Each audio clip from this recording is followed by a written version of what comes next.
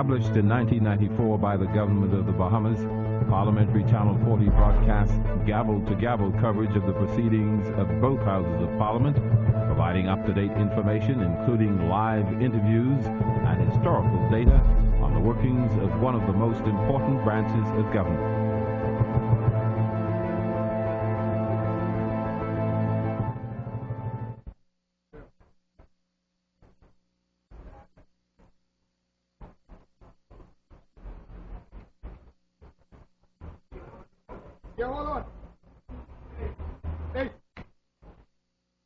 Good morning, I'm Anthony Newbo. Welcome to the Parliamentary Channel's live coverage of the House of Assembly. Today, debate begins on the mid-year budget communication presented last week by Prime Minister Christie. We're going to forego the usual recap from last week. What we will do, though, this morning is let you hear Mr. Christie talk about reducing the deficit, which is something everybody is concerned about. So we're going to join Mr. Christie in the middle of that presentation last week. And he talked about some of the initiatives, some of the strategies, some of the objectives of his government with respect to reducing that deficit. This is Mr. Christie. To set aside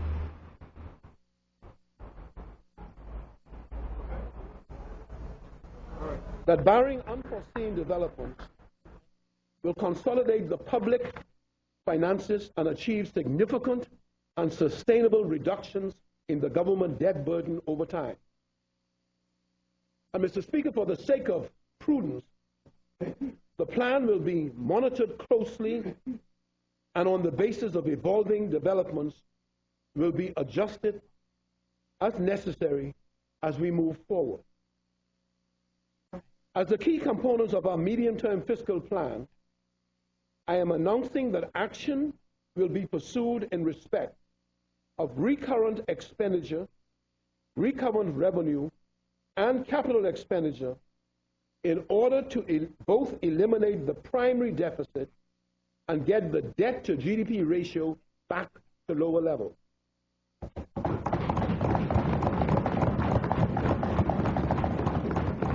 The primary deficit excludes interest charges on the debt and debt repayments and represents the key indicator of debt sustainability.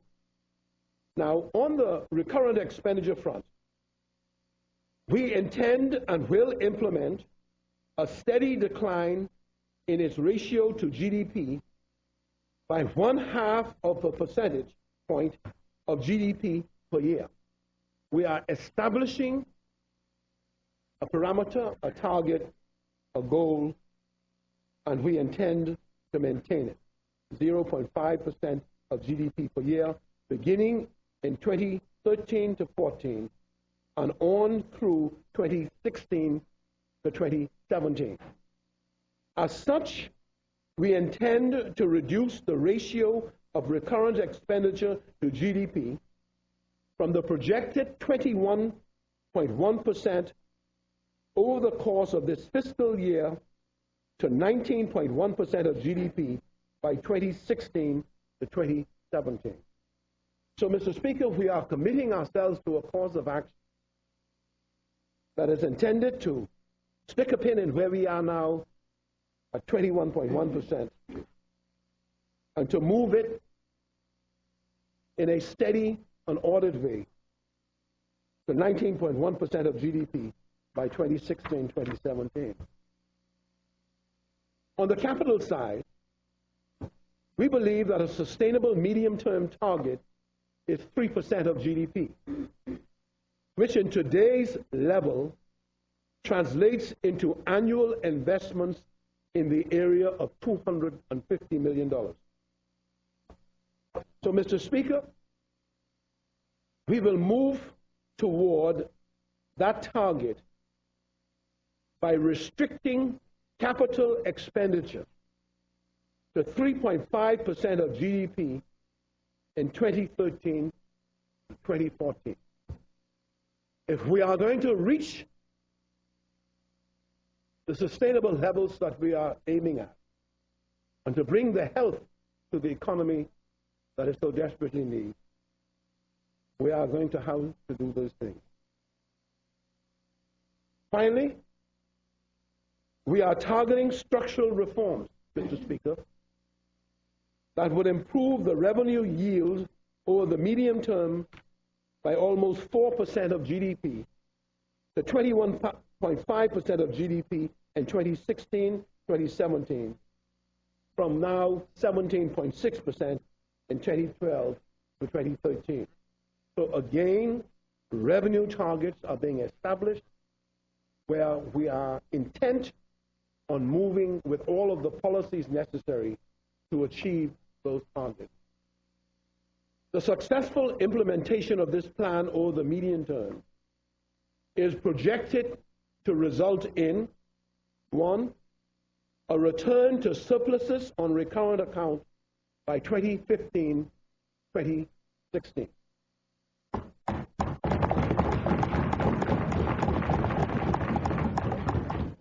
2, primary surpluses by 2014-2015, and a turnaround in the GFS balance from a deficit to GDP ratio of 6.5% of GDP this year to a small surplus by 2016-2017.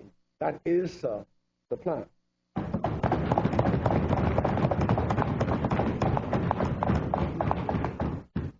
So in summary, through these efforts, we expect to be able to arrest the growth in the debt to GDP ratio by 2014-2015 and to begin a gradual reduction in the ratio to just over 50% of GDP by 2016 to 2017.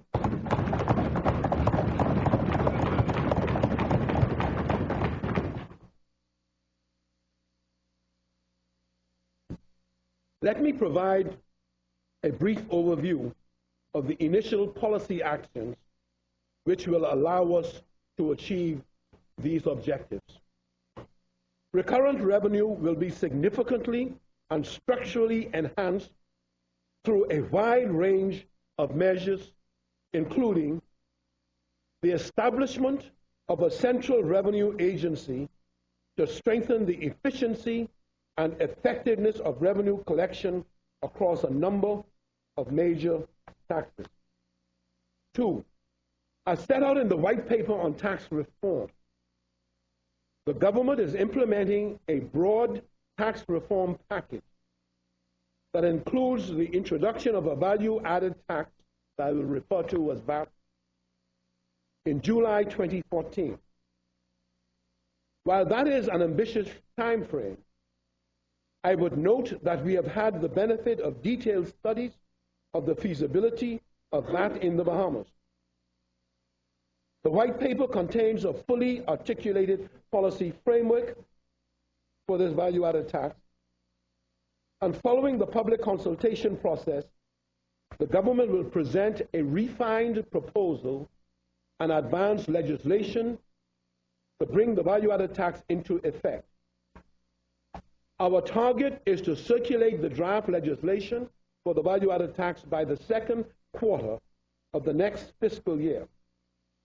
With the introduction of the value-added tax, along with the reductions in other taxes set out in the white paper, we expect a net 2.2 percentage points of GDP improvement in recurrent revenue annually.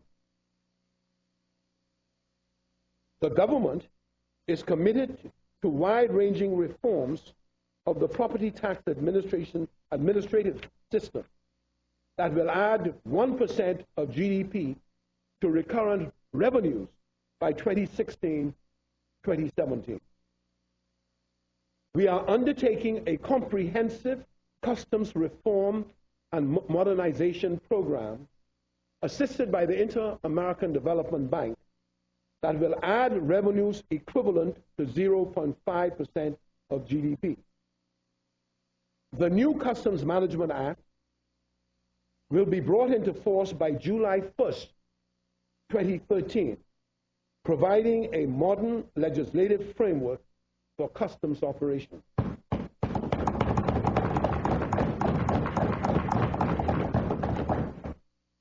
We are introducing excise stamps on tobacco products that will sharply enhance compliance and add 0.2% of GDP to revenues. The draft bill has already been tabled in Parliament. This regime will become operational early in the next fiscal year.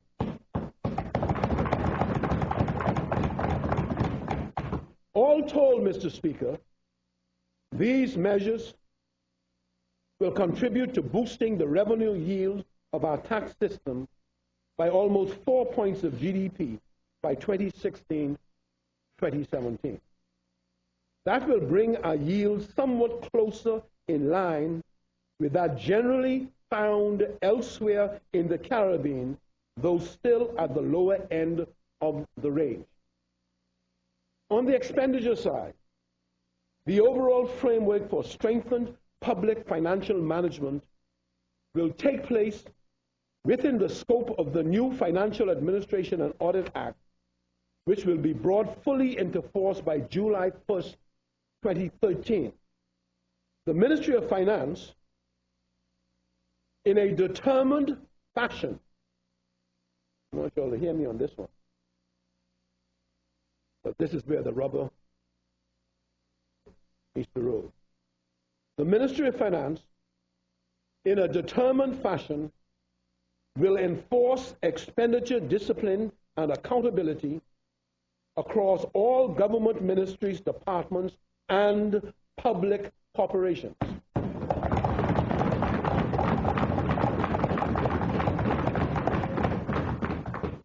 In this regard, the government is firmly committed to a fundamental review of its operations, as well as its expenditure and revenue control mechanisms, seeking to instill best practices wherever feasible. The Ministry of Finance in particular, as directed by me, I'm accountable for it, will be restructured and strengthened in order to enhance its capacity to more effectively monitor the operations and expenditures of government ministries, departments, and, yes, public corporations.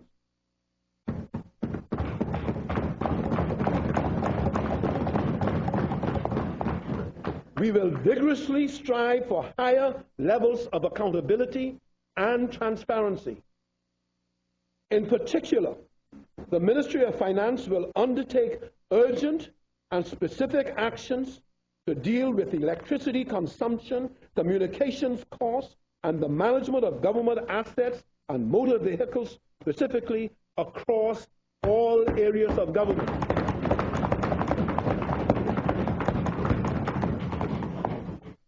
As regards public operations, the Ministry of Finance will exert more direct and greater oversight of their financial affairs to ensure that they strive for greater levels of efficiency and effectiveness, and that they are subject to greater accountability to the government of the Bahamas.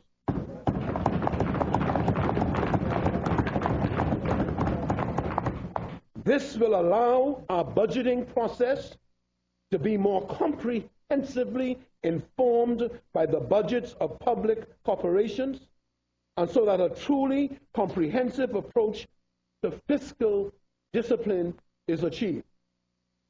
As members would be aware, the government has already asked subsidy-dependent corporations to better align their expenditure plans with the resources that are available from the government.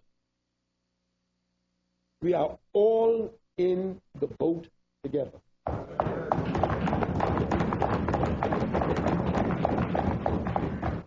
As well, Mr. Speaker, as the planning function of the Ministry of Finance will be strengthened, that new investments and projects that are being entered into by the Ministry of Investments and others will be reviewed in an economically and financially sound and effective manner. Mr. Speaker, millions and millions and millions of dollars are spent by the government in direct marketing subventions and collaborative marketing and assistance to private sector entities as an incentive to doing business in particularly the tourism sector. No longer can it be done to the exclusion of the Ministry of Finance.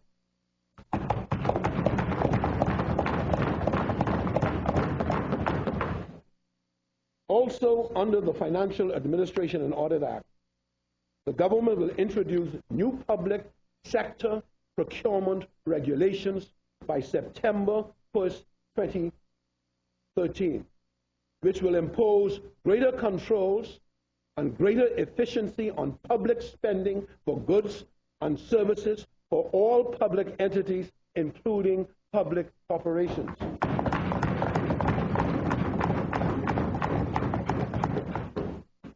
Public sector pension reform is also on our agenda. And as part of this exercise, we are reviewing how the administrative and actuarial costs of existing plans sponsored by public sector agencies and corporations can be reduced and managed in a more comprehensive fashion with minimal impact on existing public sector employees. So through this medium-term fiscal consolidation plan, we intend, Mr. Speaker, to arrest the rise in the government's debt to GDP ratio and put it on a steady downward path. There are additional policy actions to be elaborated, including the establishment, Mr. Speaker, of a Council of Economic Advisors, which, as I explained, will be unveiled during the 2013-2014 budget communication. And as I move to a conclusion, Mr. Speaker, through this statement, I have provided a mid-course update on my government's ongoing careful management of public finances.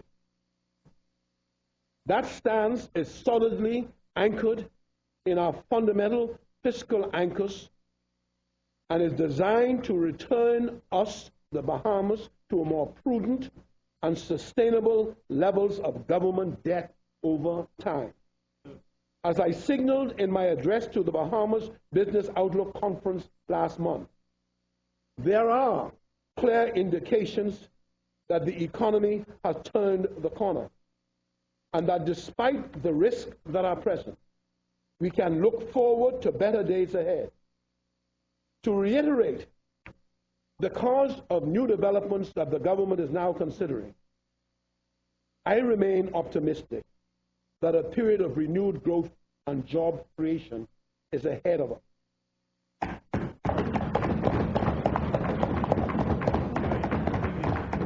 I draw the attention of honorable members to the table on public finances and Annex B to the statement. And Mr. Speaker, I have the honor to present the mid-year budget statement. Yes, sir.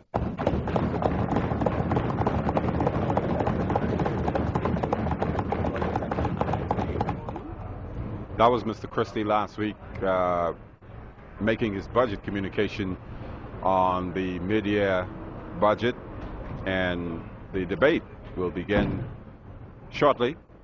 We understand that the Minister of State in the Ministry of Finance, the Honorable Michael Halkitis, who of course would be in the middle of preparing all of this information, he's expected to lead off the debate today, which should go into the evening, come back on Wednesday, and depending on how the debate goes on Wednesday, on Thursday as well. We want to welcome the listening audience from Radio 1540, the National Voice, Radio 810 in Grand Bahama, and of course 104.5 here in New Providence. Welcome to the Parliamentary Channel's live coverage of the House of Assembly, where today members are prepared and preparing to begin debate on the mid-year budget communication presented last week by Prime Minister Christie. Also last week, Mr. Christie announced a major initiative, a major agreement really, in Grand Bahama between Hutchison Whampoa, the owners of several hotels, the port in Grand Bahama, The 400-room Reef Village is going to be developed by Sunwing out of Canada. The renovations should start shortly if they haven't started already. They're going to renovate that 400-room Reef Hotel. Again, Hutchison Whampoa is the owner of the Al-Luqaya Resort Complex. Sunwing is an affiliate of TIU. It's Canada's, well, actually is the world's largest tour and travel company.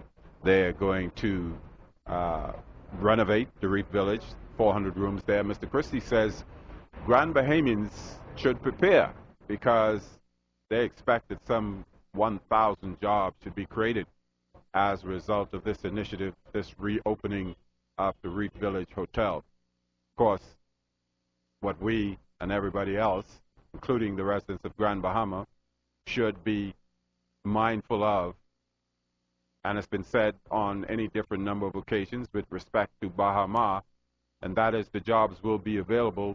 The question is, will we have enough people who are indeed qualified and prepared to fill those jobs, which has been some of a problem and could be a problem in the future if it is not properly addressed. But 400-room Reef Village in Grand Bahama, part of the Al-Luqaya complex. Agreement signed between Hutchison Whampoa, the owner of the complex, and Sunwing out of Canada, large tour company, tour operator, to renovate that property and get some people back to work. Of course, it begins with the construction workers and all the ancillary matters that goes with construction, whether it's plumbing, electrical, or otherwise. And then, of course, at the end of the year, by the end of the year, Mr. Christie forecasts that as many as 1,000 persons will be able to go to work over there in Grand Bahama, which, as we know, has a serious problem with unemployment, as does the country. But unemployment in Grand Bahama is, and has been for a long time, very high. Now today, and back to this budget debate that we expect Minister of State Halkitis to begin, we will hear from all of the various ministries, not today of course, but throughout the course of the debate, when Mr. Christie says you will get some more details about the spending and the money that's come in. We know, for example, at the end of December, the budget deficit was $268 million, the overall deficit. But of course, that number changes and has changed, according to Minister Halkitis, over the last 3 months, and it will continue to change. But we know at the end of the fiscal year could be as much as $600 million, could be higher, could be a little less. Again, depends on how successful some of those initiatives are announced by Prime Minister Christie. And again, as he said, there's been criticism that that communication was short on details. Mr. Christie says when his ministers speak during the course of this week and budget debate, you will hear some more details about what is happening in the various ministries. Of course, one of the things that the government is asking ministries, corporations, and you heard Prime Minister Christie say in that piece that we ran at the top there's going to be greater accountability.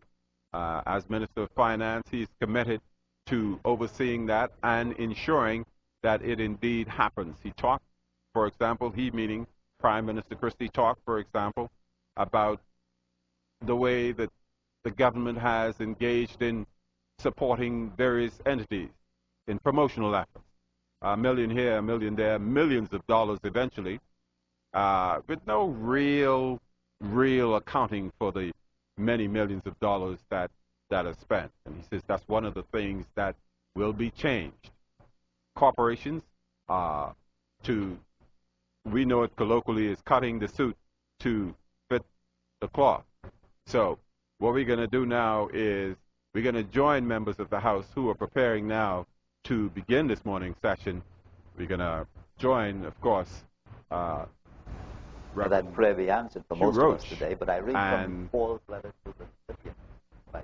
The beginning of this morning's session. Finally, brethren, whatsoever things are honest, whatsoever things are just, whatsoever things are pure, whatsoever things are lovely, and whatsoever things are of good report, if there is any virtue and if there is any praise, think on these things. Every now and then you run into somebody who has to hold out a hat, hold out a hand, or hold out a cup. The recession has done that to some people. Well, the story goes that this fellow was there with his cup, waiting for somebody to drop in some money. And one happy couple passed by because they had just become engaged. And in dropping in the coins into his cup, they dropped in the newly purchased engagement ring. Well, you can imagine how happy the fellow was to receive a new thing like that. But on second thought, he decided maybe I had to find out the owners. And after much effort, he found the owners. And they were so happy to get the ring back because they didn't know what had happened to it. And so they opened an account for him with $1,000. And 62 people responded in giving a donation. So much so that at the end of the day, he had accumulated $150,000 just by being honest and making an extra effort to make that couple happy. Let us pray. Heavenly Father, we are grateful for the beauty of this Monday morning, for the joy of living, and we ask that your grace and mercy will be extended to your servants who have come together to do today's business. We thank you, Lord, for our speaker, for those who lead our country, those in authority over us, especially those who guard the people, our police and defense forces. We ask for your grace to be sufficient, especially for them. Remember those who mourn.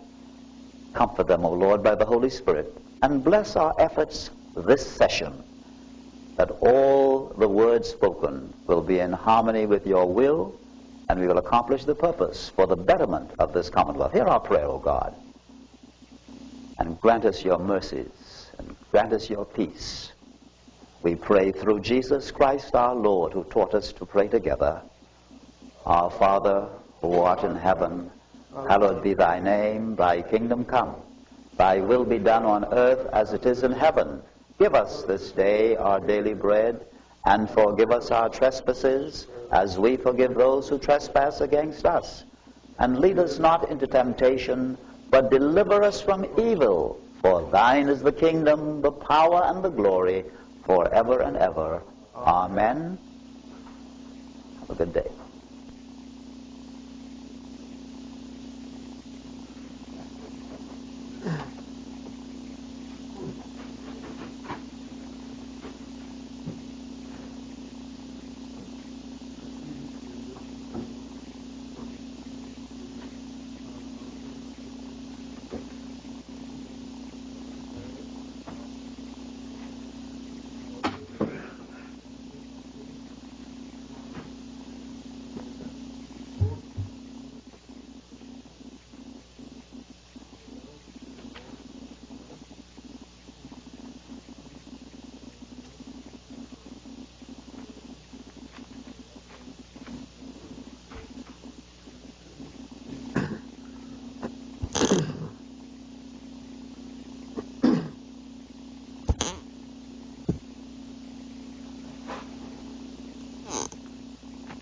Good morning, honorable members. Today is Monday, March the 4th, the year of our Lord 2013. I'd like to welcome you to this new sitting of Parliament. Our purpose today is to certainly commence debate on what is called the mid-year budget debate, introduced in the form of a communication by the Right Honorable Member for Centerville at our last sitting. Before we begin our proceedings today, I would like to pause and pay tribute to a fallen heroine in the Garden Hills community. Reverend Rachel Ferguson, known as Sister Rachel, was memorialized just yesterday at Enoch Beckfoot Auditorium on Carmichael Road at 12:30 p.m. The demonstration and outpouring of love was certainly evident with the many testimonies and songs of praise. The attendance, especially from the community of Garden Hills, was overwhelming. And as we've all gathered to salute a gem of a woman, as I was privileged to say in my remarks, because of a sudden illness, she didn't get an opportunity to vote on May 7th, but she prayed for me and our country, and God answered her prayers. Sister Rachel will surely be missed, and to Brother Rupert and the 10 children, again, we extend condolences on behalf of the House of Assembly and the members of the Garden Hills community. As we approach our proceedings today, I would anticipate a robust debate as it relates to the matter at hand, and certainly the Bahamian public will be and ought to be edified and educated. But I remind each member here of our oath of fidelity to God and the people that sent us here. This means adherence and respect for the rules of procedure and decorum by all members, and most particularly respect to each other. The Chair remains committed to protecting the rights of all, and I thank you for your support in this regard. Now to the order of business. Introduction and swearing in of new members. Laying of documents by ministers. The Chair recognizes the Honourable Member for Bain and Grantstown. Mr. Speaker, I want to beg leave to lay on the table of the House copies of the Pest Control General Amendment Number 2, Regulations 2013, and the Pest Control, and the Industrial Relations Amendment Act 2012, Appointed Day Notice 2013.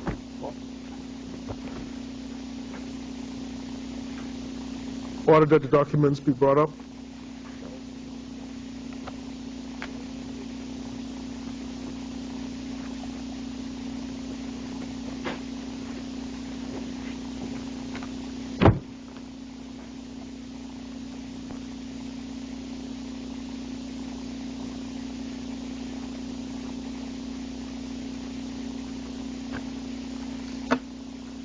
Order that the documents do lie on the table.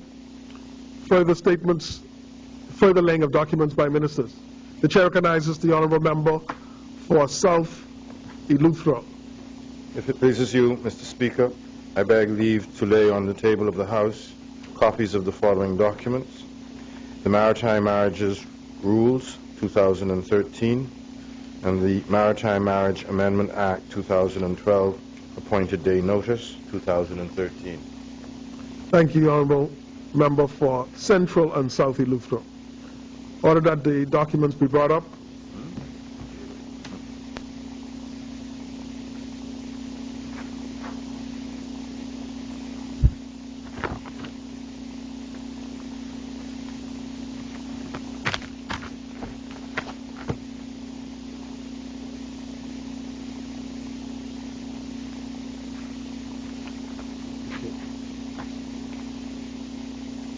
Order that the documents do lie on the table. Further laying of documents by ministers. Statements and communication by ministers.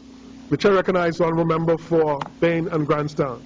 Mr. Speaker, I would like to answer question number 7 on the agenda,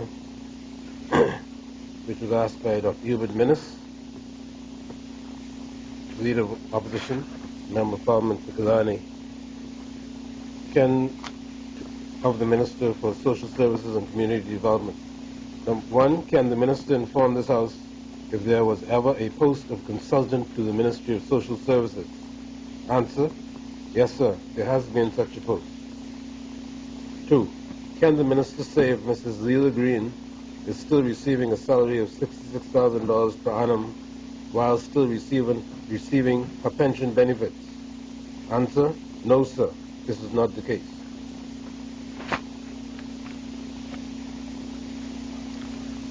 Ordered that the answers be brought up. Should be, but it's not. Y'all rescinded the policy and the legal opinion I had to say that your government will not do. Ordered that the answers do lie on the table. Further statement and communication by ministers. Mr. Speaker, The chair recognizes the honourable member for Bain and Grandstown. I'd like to answer on behalf of the Minister of Social Services and Community Development, question number 18 asked by Mr. Nico Grant, Member of Parliament for Central Grand Bahama. Will the Minister indicate the names of all persons engaged on contracts in the Ministry of Social Services and Community Development on Grand Bahama? Yes, sir. There are no persons engaged on contract in the Ministry of Social Services and Community Development in Grand Bahama. 2. Will the Minister also indicate the job title of these persons? Yes, sir. Does not apply. Will the Minister outline the job description, function of these persons? Yes, sir. Does not apply. Will the Minister give the salaries and benefits of these persons? Yes, sir. Does not apply. Ordered that the answers be brought up. Members, just pause for a moment to just remind you to manage your cell phones, place it in the off or vibrate position.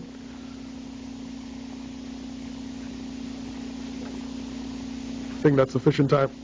The chair recognizes the honourable member for Central Grand Bahama. Thank you, Mr. Speaker. I wish to thank the Honourable Minister for responding to question 18 asked by myself. Thank you. Very well. Further statements and communication by ministers. Communication by the clerk. Messages from the Governor General. Messages from the Senate.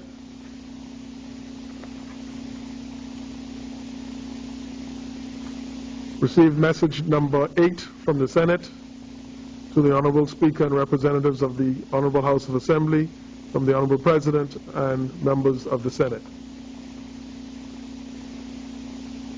Motion for leave of absence, leave to resign, seat and new writs, presentation of petitions,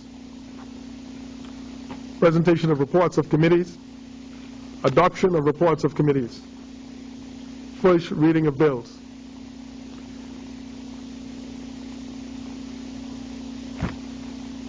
First reading of bills. You done? None. Second reading and committal of bills. The chair recognizes the honourable member for Golden Isles. Thank you very much. Thank you very much, Mr. Speaker.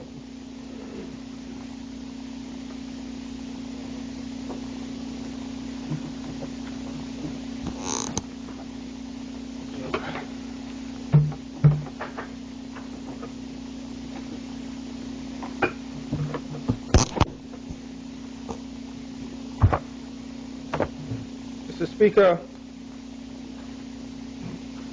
in exactly 86 days, the Right Honourable Minister for Finance will present the budget for 2013-2014, the full budget, to this House and to the country.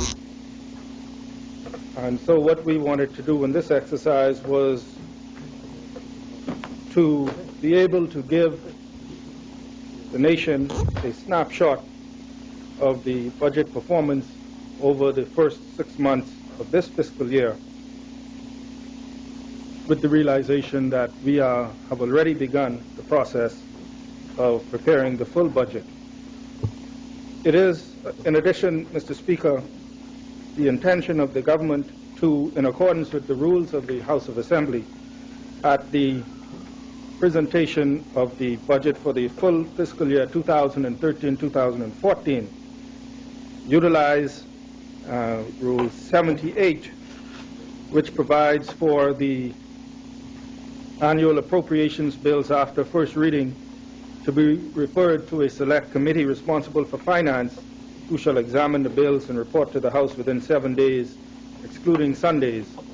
And after the Finance Committee has reported back to the House, 8 sitting days shall be allocated for the budget debate. We believe, Mr. Speaker, that the use of this provision of the rules would add to the transparency of the process and as well give members opposite an opportunity to examine bills, have an opportunity to speak with the technical officials to get a fuller understanding of what is being proposed before the budget commences.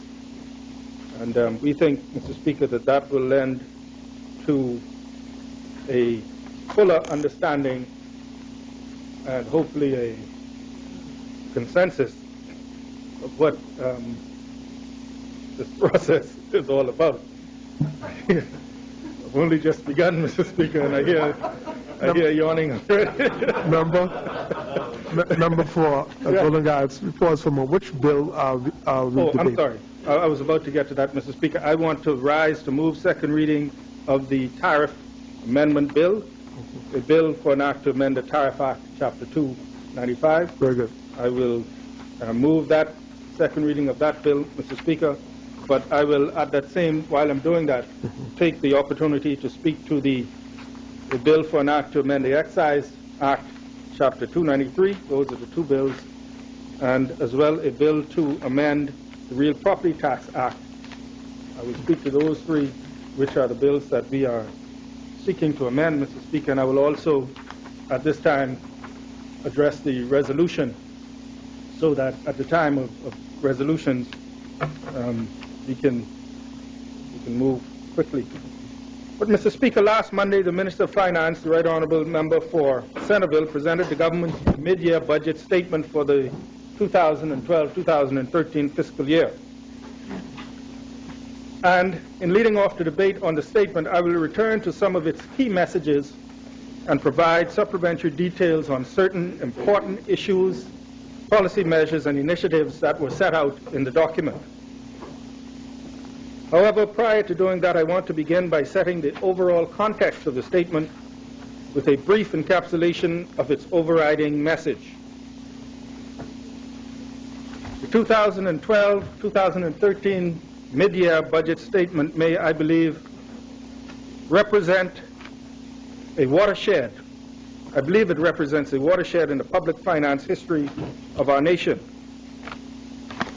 The true hallmark of the statement is the presentation in clear and straightforward terms of a detailed medium-term fiscal consolidation plan that is designed to restore our public finances to a healthier state. I would suggest, Mr. Speaker, that the elaboration of such a plan represents a landmark achievement in that the government has now set out for all Bahamians to see in clear and simple terms a blueprint for the evolution of the key components of the government's fiscal structure over the next 4 fiscal years. More importantly, our medium-term plan is measured and balanced, comprising, number 1, expenditure restraint, 2, enhanced revenue administration, 3, new sources of revenue, and 4, a focus on stronger economic growth. The implementation of the plan, Mr. Speaker, as well, is also gradual and ongoing. As such, it is an economically and fiscally responsible plan that gets us ahead of the curve, so to speak, without the need for desperate and drastic cuts to public programs, services, and employment. Mr. Speaker, one need only look around the region and indeed around the globe for very real examples of the implications of delayed action to redress endemic fiscal imbalances. The resulting negative impacts on economies and societies drive a hard lesson for policymakers everywhere. We are acting now to consolidate the public finances of the Bahamas in an orderly and sustainable manner. The Bahamian economy and Bahamian citizens will reap the benefits of this plan. And while the plan is targeted to redress fiscal matters through the medium term, the mid-year budget statement also makes it clear that the government has persisted since we came to office in our efforts to further develop and implement our comprehensive and targeted action plan that is tailored to allow us to address our country's overriding economic and social challenges. That plan, as enunciated in our Charter for Governance and the speech from the throne, comprises a detailed program of action in numerous areas in which grave societal problems had surfaced and in fact worsened in the years leading up to the election.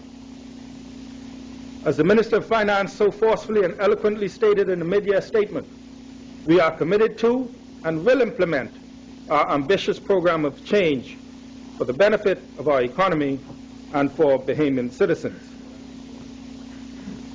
Mr. Speaker, events since the election have clearly highlighted that we must, at this juncture, focus in a determined fashion on addressing the fiscal position of the government and the longer-run sustainability of government debt. As a first priority, we have identified near-term fiscal actions to prevent a slippage in performance this fiscal year and thereby meet the budgeted forecast for the GFS deficit of 6.5% of GDP. We have also elaborated a detailed and specific medium-term fiscal consolidation plan that will return the public finances to surplus positions and move the government debt burden relative to the size of the economy to steadily lower and more desirable levels. It is only by implementing targeted structural reforms to the way the government operates in respect of both expenditure and revenue that we will be able to place the government on a sound and durable footing for implementing its policy agenda. As such, the near-term fiscal actions along with the medium-term consolidation plan in the statement are complementary to our economic and social policy development plans for the country. In short, Mr. Speaker, in order to continue to provide the services that the Bahamian public expect and deserve, we must ensure a sound financial foundation is established. At the same time, we will continue to develop and implement those plans in our Charter for Governance. Mr. Speaker, by returning the public finances to a more desirable and sustainable position, we will readily and increasingly have access to the financial resources necessary to do the things as we move forward that we feel are important to achieve a stronger economy and more job opportunities for our citizens. At this juncture, Mr. Speaker, I want to repeat again the statement made by the Honourable Minister of Finance last week and thereby stress as clearly as possible that the mid-year statement imposes no increases on taxes on Bahamians.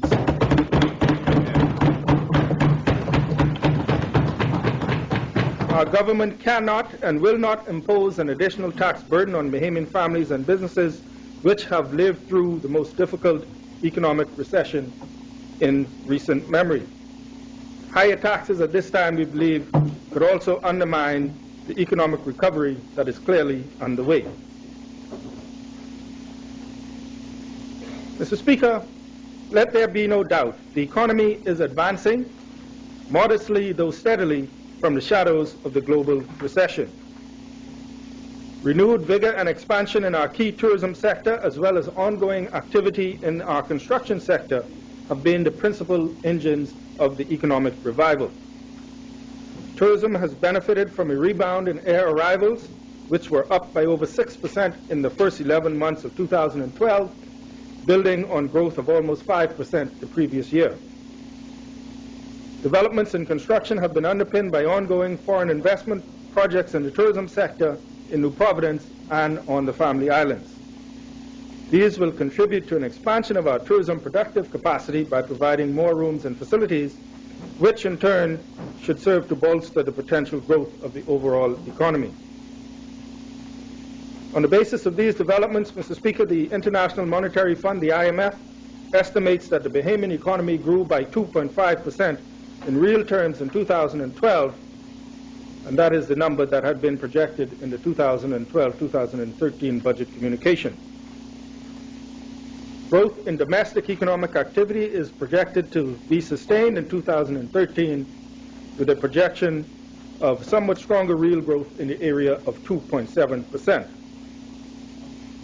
This sustained, though moderate expansion, Mr. Speaker, stems from continued global growth, particularly in the United States, and we hope that that continues, and we believe that this should spur further gains in the high value-added group segment of the tourism market. And we have in the press, Mr. Speaker, some indications of strong periods ahead in the tourism industry. Ongoing large-scale foreign investment developments, and to a lesser extent public sector programs, are expected to sustain the growth in the construction sector activity. Beyond this year, 2013, Mr. Speaker, the IMF forecasts ongoing and steady growth of our economy in real terms at rates generally similar to that of 2013. Progress, Mr. Speaker, is also being made on the employment and unemployment fronts. In its latest semi-annual labor force survey for November 2012, the Department of Statistics reveals a generally encouraging picture, with the national unemployment rate falling to 14% in November 2012 from 14.7% in May 2012. This is also down almost 2 full points from the peak of 15.9% in November 2011. And what that says simply, Mr. Speaker, is that since May 2012, there have been approximately 2,000 jobs created as of November, and it also gave a very encouraging sign in that the amount of discouraged workers, those people who have given up looking for work, that amount has also increased. So more people are optimistic, we believe, about the economy, Mr. Speaker. And while this is encouraging, it is clear that we still must do much better, and it is critical that our economy achieve higher rates of growth over time in order to generate sufficient new job opportunities to get us to even lower rates of unemployment. But, Mr. Speaker, we reiterate that it is a move in the right direction. The government's growth agenda is targeted precisely at engendering the stronger growth of the Bahamian economy that is so vitally important. And as the Right Honourable Prime Minister elaborated in the mid-year statement, we are optimistic that we can achieve significantly higher real economic growth as we move forward based on our targeted growth agenda.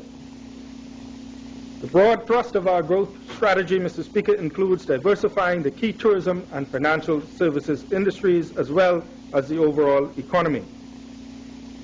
We must also strive, and we will also strive, to foster enhanced linkages between sectors and to identify and remove impediments to growth, particularly in the business environment.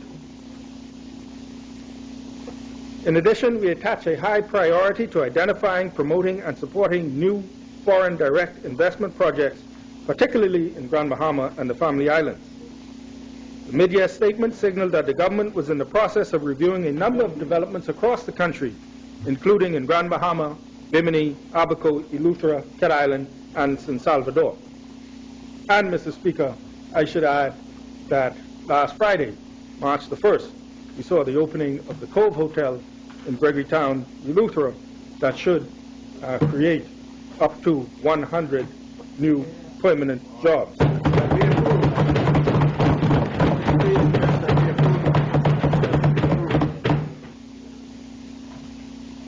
And so, Mr. Speaker, as I said, we have growth estimates of 2.7%, but we believe that with the projects that are before us and with pursuing our growth agenda with vigor and energy, we can achieve growth rates higher than those that are projected, and we are optimistic that we can do that. Mr. Speaker, I spoke to the unemployment numbers, and those same numbers, Mr. Speaker, showed that unemployment among the youth remains stubbornly high, and so that is an area that must be addressed. And properly equipping the next and future generations with the requisite skill sets and creating an environment that will provide them with gainful employment opportunities represents the fundamental keys to a safe and prosperous future. And I expect, Mr. Speaker, that when the Minister for Labour speaks, he will elaborate on our efforts so far in establishing the National Training Agency, which is designed specifically for that purpose, equipping our workers, particularly our young people, with the tools necessary to survive and indeed to excel in the current work environment. Mr. Speaker, in recognition of the reality that small and medium-sized enterprises are the real engines of growth and job creation, the government is developing a new policy framework that will enhance the creation and expansion of small and medium-sized enterprises and the employment opportunities that they generate. The consultation process is now well underway for the creation of a small and medium-sized enterprises development agency. We want to strengthen the environment for business development and expansion through a variety of initiatives that will improve the business-to-government interface. These range from the adoption of a modern e-government platform for a number of government programs and services to reform programs to make key government agencies more customer-friendly and to make their services more easily accessible to the public.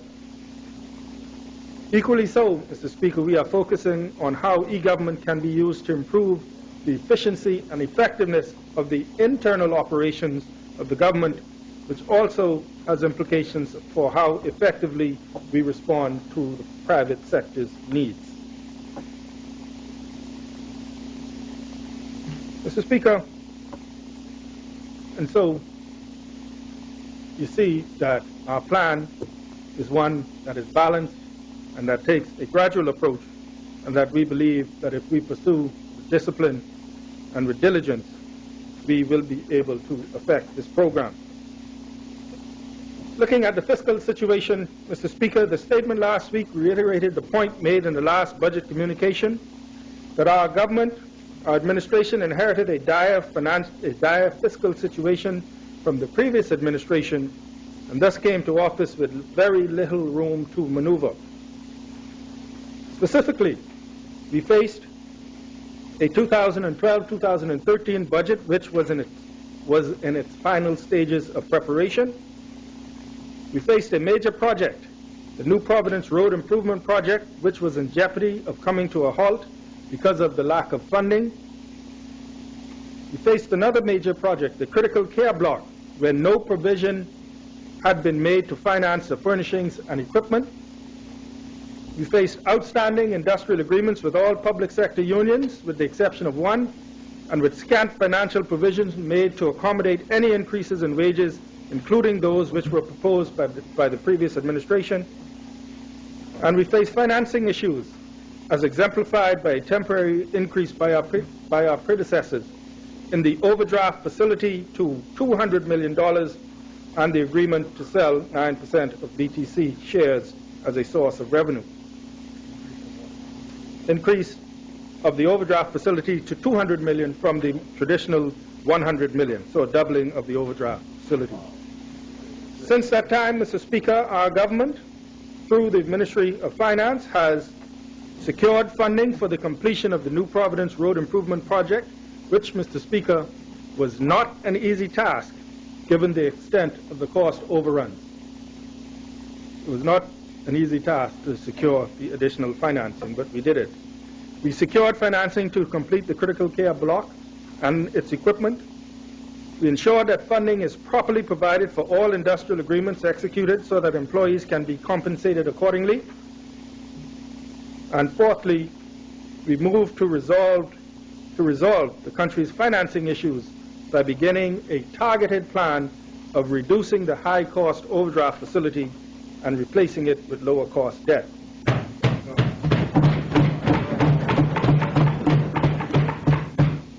The previous government, Mr. Speaker, had forecast a GFS deficit of some $248 million for the 2011-2012 fiscal year. However... Point of order? Yes. Is that a point of order, member for Kalani? Chair recognizes honourable member for Kalani. The point of order. Mr. Speaker, I just want to point out that members opposite did not secure the financing for the Critical Care Block. That was already secured. You would have looked at funding for supplies and equipment, which was supposed to come at a later date from the medical fund of the National Insurance. But you did not secure funding. That was already done through Royal Bank of Canada. Very well. The chair recognizes honourable member for Golden Isles. Yeah, thank you, Mr. Speaker. My statement was secured financing to complete the Critical Care Block. What I mean by that, Mr. Speaker, is that, as I said earlier, there was no funding in place to fund the equipment and furnishing. And, Mr. Speaker, some of those, the equipment have to be ordered and well in advance because they actually fit into the actual structure of the building. So that is what I'm talking about, secure to complete the critical care block. Yeah. So that is my statement to complete. The equipment, a very integral part. If you don't have it, you have to stop because some of it goes into the structure of the building. No provision, Mr. Speaker, and so that was secured to get the provisions to get the equipment and the furnishing.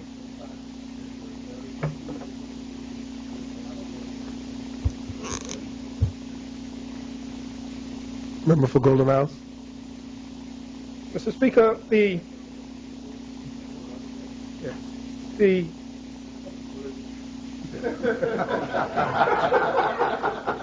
heavy. Member for Golden House, I believe you have the floor. Yes, Mr. Speaker, yes. And so, Mr. Speaker, that is the point, that it costs almost as much as the building itself to purchase the equipment and to put it. And it's not a situation where you can wait until the building is complete before you get the equipment. Some of this equipment actually goes into the structure of the building. And so, Mr. Speaker, the previous government had forecast a GFS deficit of some $248 million for the 2011-2012 fiscal year. However, Mr. Speaker, that deficit ballooned to some $445 million. Mr. Speaker, and later on, Mr. Speaker, I might get an opportunity to speak to the fact that, you know, when you look at the previous administration in election years, it is not unusual, or it has not been unusual, for them to forecast a certain deficit and have that actual number in those election years. I'm talking about 1996, 97, 2002, and as well 2012, come in significantly higher. 2007, this administration was in, and we left a nice surplus in place. But, you know, Mr. Speaker, I use that aside to say that, you know, in some quarters, you have people suggesting that everything was hunky-dory and everything was left in place. But, you know, in the attorneys amongst us would know the term used in investigations. When police are investigating, they look for a pattern of behavior, or they can they look for a pattern of, what they call it, a modus operandi, a pattern of behavior. You know, another term is, you know, they use the term repeat offender or habitual offenders. But if we will get an opportunity, Mr. Speaker, to show that this is indeed nothing new, because in 1997, I think there actually had, I know there had to be a debate in this place about the fact that the deficit that had been forecast had, you know, been totally blown out of the water by what actually happened during that election year. Yeah.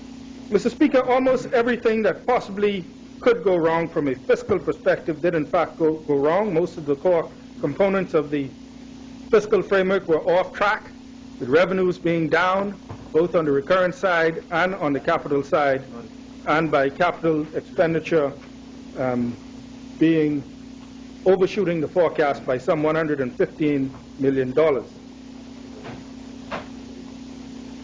In fact, as was highlighted in last week's statement, Mr. Speaker, the previous government experienced consistent shortfalls in its projected recurrent revenues over the last 3 years, from 2009-10 to 2011-12.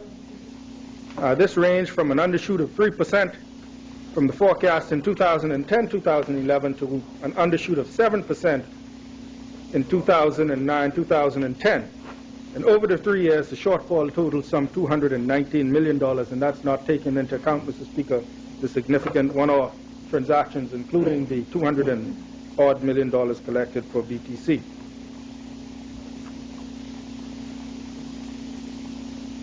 Mr. Speaker, of even greater concern was the very large imbalance that the previous administration had allowed to develop between recurrent expenditure and recurrent revenue. Mr. Speaker, during a recession, and I've said this before, revenues will be down. But I had made this point in this place before, that if you're facing a situation where your revenues are consistently down, surely it would be prudent to look at your revenue administration and to look at your expenditure, to hold them more in line, Mr. Speaker, instead of simply overseeing a continued gap between what you spend and what you collect to develop, because it goes straight to the increase of the national debt, Mr. Speaker. So if we look at it from a different perspective, during the 5-year mandate of the previous government, recurrent expenditure in relation to the size of the economy grew from 17.4% to 20.6% of the GDP, spending more. However, recurrent revenue to GDP only rose from 16.6% to 18.1% of GDP, collecting less, Mr. Speaker. Recurrent expenditure thus grew by 3.2 points of GDP, while recurrent revenue increased by only 1.5 points. As such, the imbalance in the recurrent account expanded by 1.7 percentage points of GDP from 0.8% in 2006 to 2.5% in the last year of the former administration, Mr. Speaker. So consistently we were spending 2.5% more than we were collecting. This vitally critical structural imbalance in our public finances is one that must be reversed on a priority basis if we are to return to a solid and durable position of fiscal sustainability for the long haul. That is the focus of the government's medium-term fiscal consolidation plan, to which I will return shortly.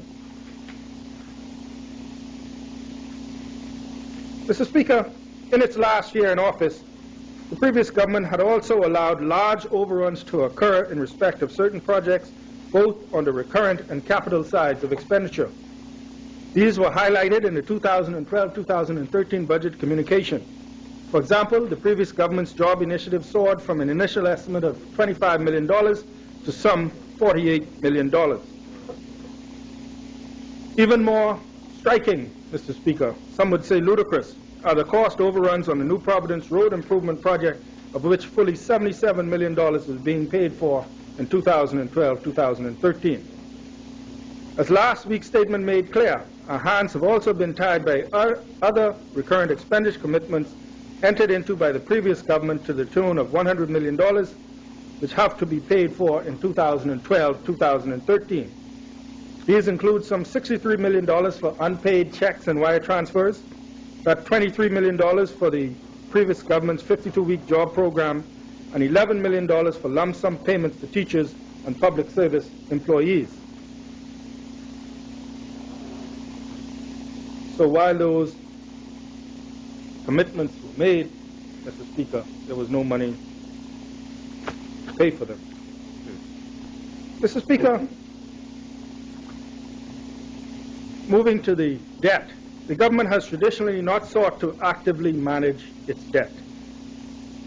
This practice has led the government to face increased debt charges through currency appreciation and interest rate increases.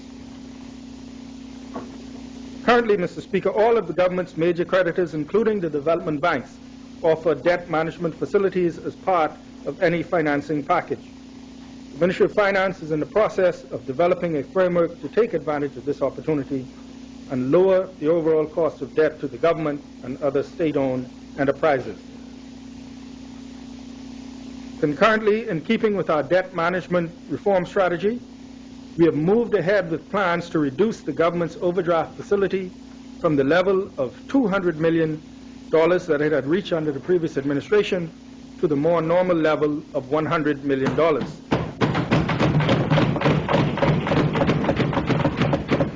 The facility, Mr. Speaker, was reduced to $150 million last December, and it will fall further to $100 million at the end of March.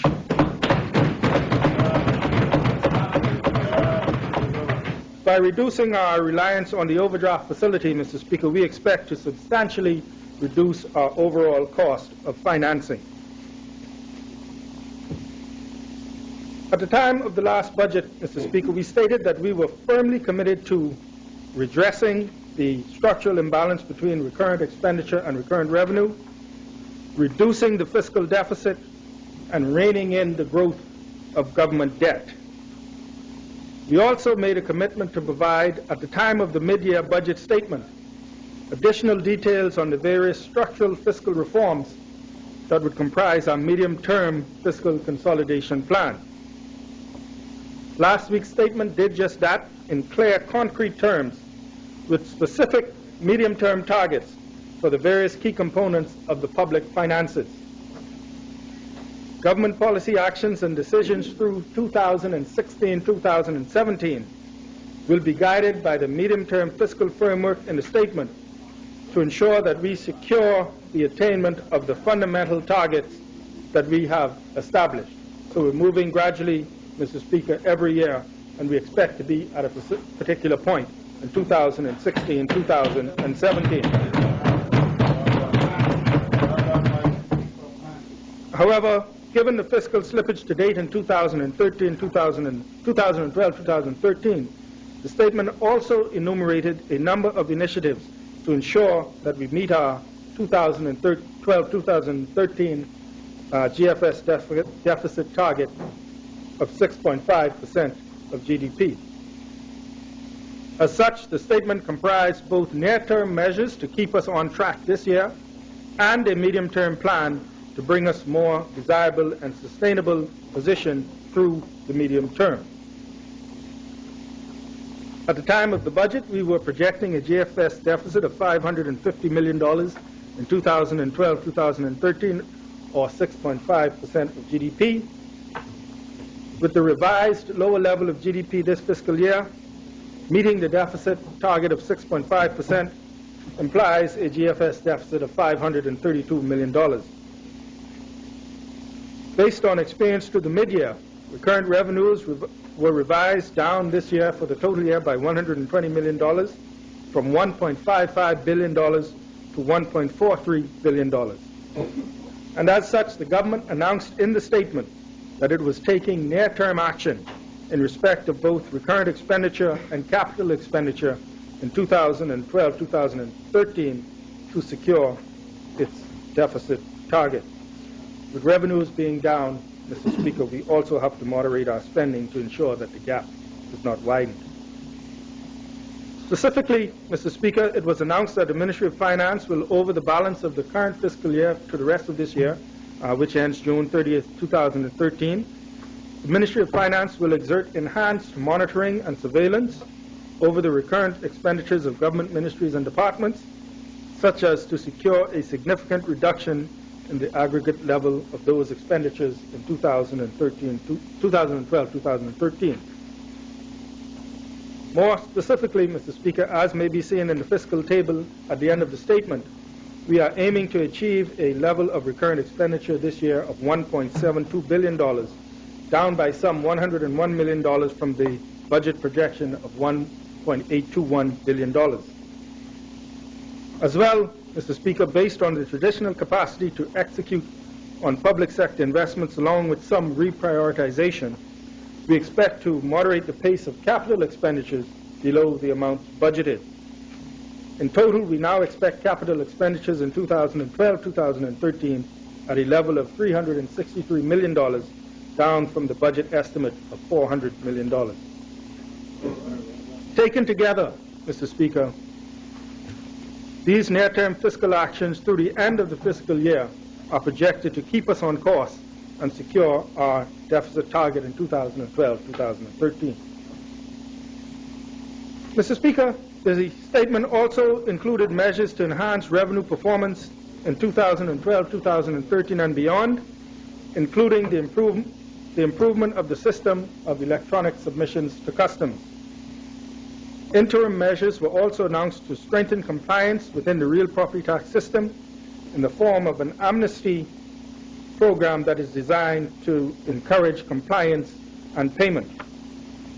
And Mr. Speaker, we believe that has been stated over and repeatedly, we need to ensure that we have an up-to-date database and complete database as much as possible of all the eligible taxpayers for the purposes real property tax so we can manage the entire systems better. And the amnesty program that was announced by the Right Honorable Prime Minister, Mr. Speaker, was as follows: 4 components of the program, namely, to encourage self-registration, owners of residential properties above the $250,000 exemption threshold and owners of commercial properties who have never received a property tax bill will be encouraged to register their properties with the Chief Valuation Officer by June 30th, 2013. And for these registrants, the government will waive all back taxes, if any. So for those who have never received a bill, Mr. Speaker, we encourage them to come forward and have their properties registered instead of waiting for the property tax department to eventually get to them. We believe that this will assist in making the register more complete. To encourage registered property owners with arrears to become current with their tax payments, Mr. Speaker, the government will provide waivers as follows: where no more than 3 years of payment arrears exist, 50% of the total owed in both assessment and surcharges, provided that payment is made by June 30th, 2013, and where accumulated arrears for more than 3 years exist, 100% of surcharges only will be waived, provided payment is made by December 31st, 2013. And, Mr. Speaker, to reward residential property taxpayers who are current with their assessment, who have been faithful taxpayers, the government will rebate 5% of the annual real property tax assessment, provided owners remain current with their payments over the next 3 years. And in addition, Mr. Speaker, to make real property tax more customer-friendly, we will introduce a process to automatically review all instances of year-on-year variations in residential property tax assessments of more than 15%, or where the average yearly increase between revaluations exceed 10%. That, Mr. Speaker, is to address the issue where individuals receive revaluations and their readjusted tax bill, sometimes it's double or more. We want to review those in an effort to bring relief and make the system, Mr. Speaker, more fair and appear to be more fair. And so, Mr. Speaker, we believe that it's a comprehensive program that not only would encourage individuals to come forward and pay, but also has in it some reward for those persons who have traditionally been good payers, Mr. Speaker. As well, Mr. Speaker, the statement announced a reduction in the excise tax on truck purchases from 85% to the 65% rate that prevailed prior to the 2010-2011 budget. This is designed to provide some measure of immediate relief to small business operators who use trucks in their businesses, Mr. Speaker. And the experience has been that following the increase in the excise rate from 65% to 85%, there has really been no increase in the amount of revenue collected, Mr. Speaker. In fact, the amount of revenue has gone down. And so it will assist small businesses in that it reduces the cost of them purchasing trucks, particularly people in the Family Islands and in New Providence who use trucks for their business.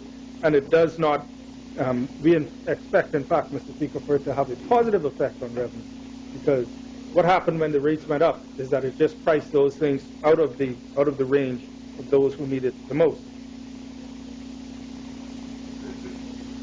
Mr. Speaker, I want to return to our medium-term fiscal consolidation plan.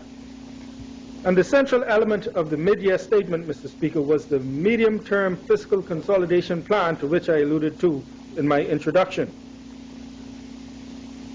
For the sake of clarity and certainty, Mr. Speaker, I would like to emphasize that the economic growth projections through the medium term on which this plan is built have not been chosen arbitrarily by the government to bolster the fiscal results of its actions. We did not choose these growth projections arbitrarily. Rather, the plan is based on the growth projections of the IMF in its latest World Economic Outlook. These feature an ongoing expansion of the Bahamian economy in real terms on the order of roughly 2.5% per year through the year 2017. Again, positive growth in the area of 2.5%, Mr. Speaker. And as I mentioned earlier, we are optimistic that our growth agenda and the evolving developments that we see on the horizon and that we see actually in the ground, as those develop, we can achieve significantly higher growth rates than those projected by the IMF. But for the sake of conservatism and prudence, those higher growth rates have not been factored into our medium-term fiscal projections. So we believe we'll do better, Mr. Speaker, but we are using in our projections the lower growth rates provided by the IMF. The plan consists of the following core actions through the medium term, Mr. Speaker. Number one, we will strive to reduce recurrent expenditures relative to the size of the economy by 1/2 of a percentage point per year, starting in 2013, 2014, and continuing through 2016, 2017. This will bring the recurrent expenditure to GDP ratio from its level of 21% in 2012-2013 down to 19.1% in 2016-2017, a gradual reduction, Mr. Speaker. And let me stress, however, and I should stress this, and I know I'll need to stress it over and repeatedly, let me stress, Mr. Speaker, that such a reduction does not imply a lower level of recurrent expenditure in actual dollar terms. It is a moderation on the growth of expenditure relative to the size of the economy and reflects our balanced and measured approach to fiscal consolidation.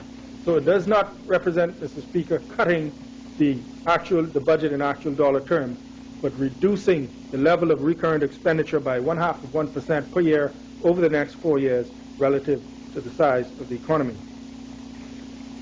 Achieving those targets will nonetheless require discipline and vigilance, as well as enhanced, ongoing, and rigorous monitoring by the Ministry of Finance, as was clearly spelled out in the mid-year budget statement. In addition, Mr. Speaker, the Ministry has already moved to strengthen fiscal controls within the public sector and other public agencies. And while this move has received some coverage in the press, I want to clarify exactly what has transpired. In his letter to public corporations, the then Financial Secretary stated clearly that they should develop plans to reduce direct and indirect subventions to their organizations by 25% within the next 2 fiscal years, with at least 10% in 2013-2014. Mr. Speaker, this has received a lot of attention. I think I'll just read. The letter was also explicit that reduction should be achieved without any reduction in quality and level of services to the public or any forced reduction in headcount. And the proposed measures should also be benchmarked to the cost of service, the market, or the public's ability to pay. The expectation is at least 50% of the reduction will be achieved through improvements in organizational efficiencies. A bit of a background, Mr. Speaker, because this has created a bit of a firestorm. But, Mr. Speaker, the government of the Bahamas, from a financial standpoint, is responsible for the operations of the central government, as well as it stands as guarantor, sometimes explicitly when these agencies go to the market, but implicitly as well. These public sector agencies, some people call them quasi-government agencies, are really, at the end of the day, the responsibility of the government of the Bahamas, the Ministry of Finance, the public treasury, the taxpayer pays the bill. So, Mr. Speaker, in looking at the financial affairs of the government, we also have to look at the operations of all its agencies, or agencies that look to the government for support. We made the decision, Mr. Speaker, and I should also say that the government guarantees I think the figure now is close to 600 million or just over 600 million of debt of its agencies, what we call contingency liabilities, meaning that these agencies might go out and borrow the money, but in effect, if anything should ever cause them to not be in a position to pay these debts, the Bahamian taxpayer, government of Bahamas, will be the ones to pay. And so, Mr. Speaker, it is only responsible and it is only prudent that the government of the Bahamas have a good idea of what is going on within the agencies and for the government of the Bahamas to ask its agencies to submit financial plans and to have its agencies look at their budgets to identify any areas of savings, Mr. Speaker, because again, at the end of the day, an agency might be independent, but the government stands as a backstop. And so, because of that, Mr. Speaker, I ask the Financial Secretary to write to, and coming up on the in preparations for the 2013-2014 budget, I ask the Financial Secretary to write to all of the corporations, particularly those that receive subventions from the government of the Bahamas, to submit to us a financial plan, Mr. Speaker, and that they should look to, wherever possible, achieve some savings. And I will read the letter, Mr. Speaker, that went out to all of the corporations. It says there, we request for financial plans from public corporations and statutory agencies. As you are aware, over the years, the government has provided direct and indirect tax deferments and offsets to public corporations and statutory agencies through its budget. In the current economic situation, this has created a fiscal burden which is untenable. During the medium term, the government is committed to eliminating the deficit and reducing the growth in national debt. For this goal to be realized, all entities within the government, including public corporations and statutory agencies, must contribute. In this regard, I am requesting that you submit a financial plan by January 31st, 2013 to reduce direct and indirect subventions to your organizations by 25% within the next 2 fiscal years, with at least 10% in 2013-2014. This reduction should be achieved without any reduction in quality and level of services to the public or any forced reduction in headcount, and should cover direct cash transfers and any tax deferments your organization is now receiving. The proposed measures should also be benchmarked to the cost of service, the market, or the public's ability to pay. The expectation is that at least 50% of the reduction will be achieved through improvements in organizational efficiencies. We look forward to your cooperation in this matter and receipt of the requested information within the time frame indicated, yours, etc. Mr. Speaker, asking your agencies to submit a plan whereby efficiencies are identified with a specific target over 2 years, Mr. Speaker, I think that is what any responsible Ministry of Finance, particularly in our circumstances, would do. It does not impose any cuts on anybody. It is not autocratic. It is not imposing anything. It is asking for input from those persons who operate the agencies who should know, Mr. Speaker, who should know where there are savings that are possible. It is not an edict. It is not a command. It is a request for information. It's called management, and it involves getting people involved. An agency, Mr. Speaker, might very well come back and say, we are stretched to the bone as it is. In fact, we need more. Or an agency might come back and say, we identify some things. But we think, Mr. Speaker, that in our current situation, we must look at the entire picture of the responsibilities of the government to make sure that the taxpayers' money, Mr. Speaker, the taxpayers' money is being spent as efficiently as possible, and we get maximum value for money.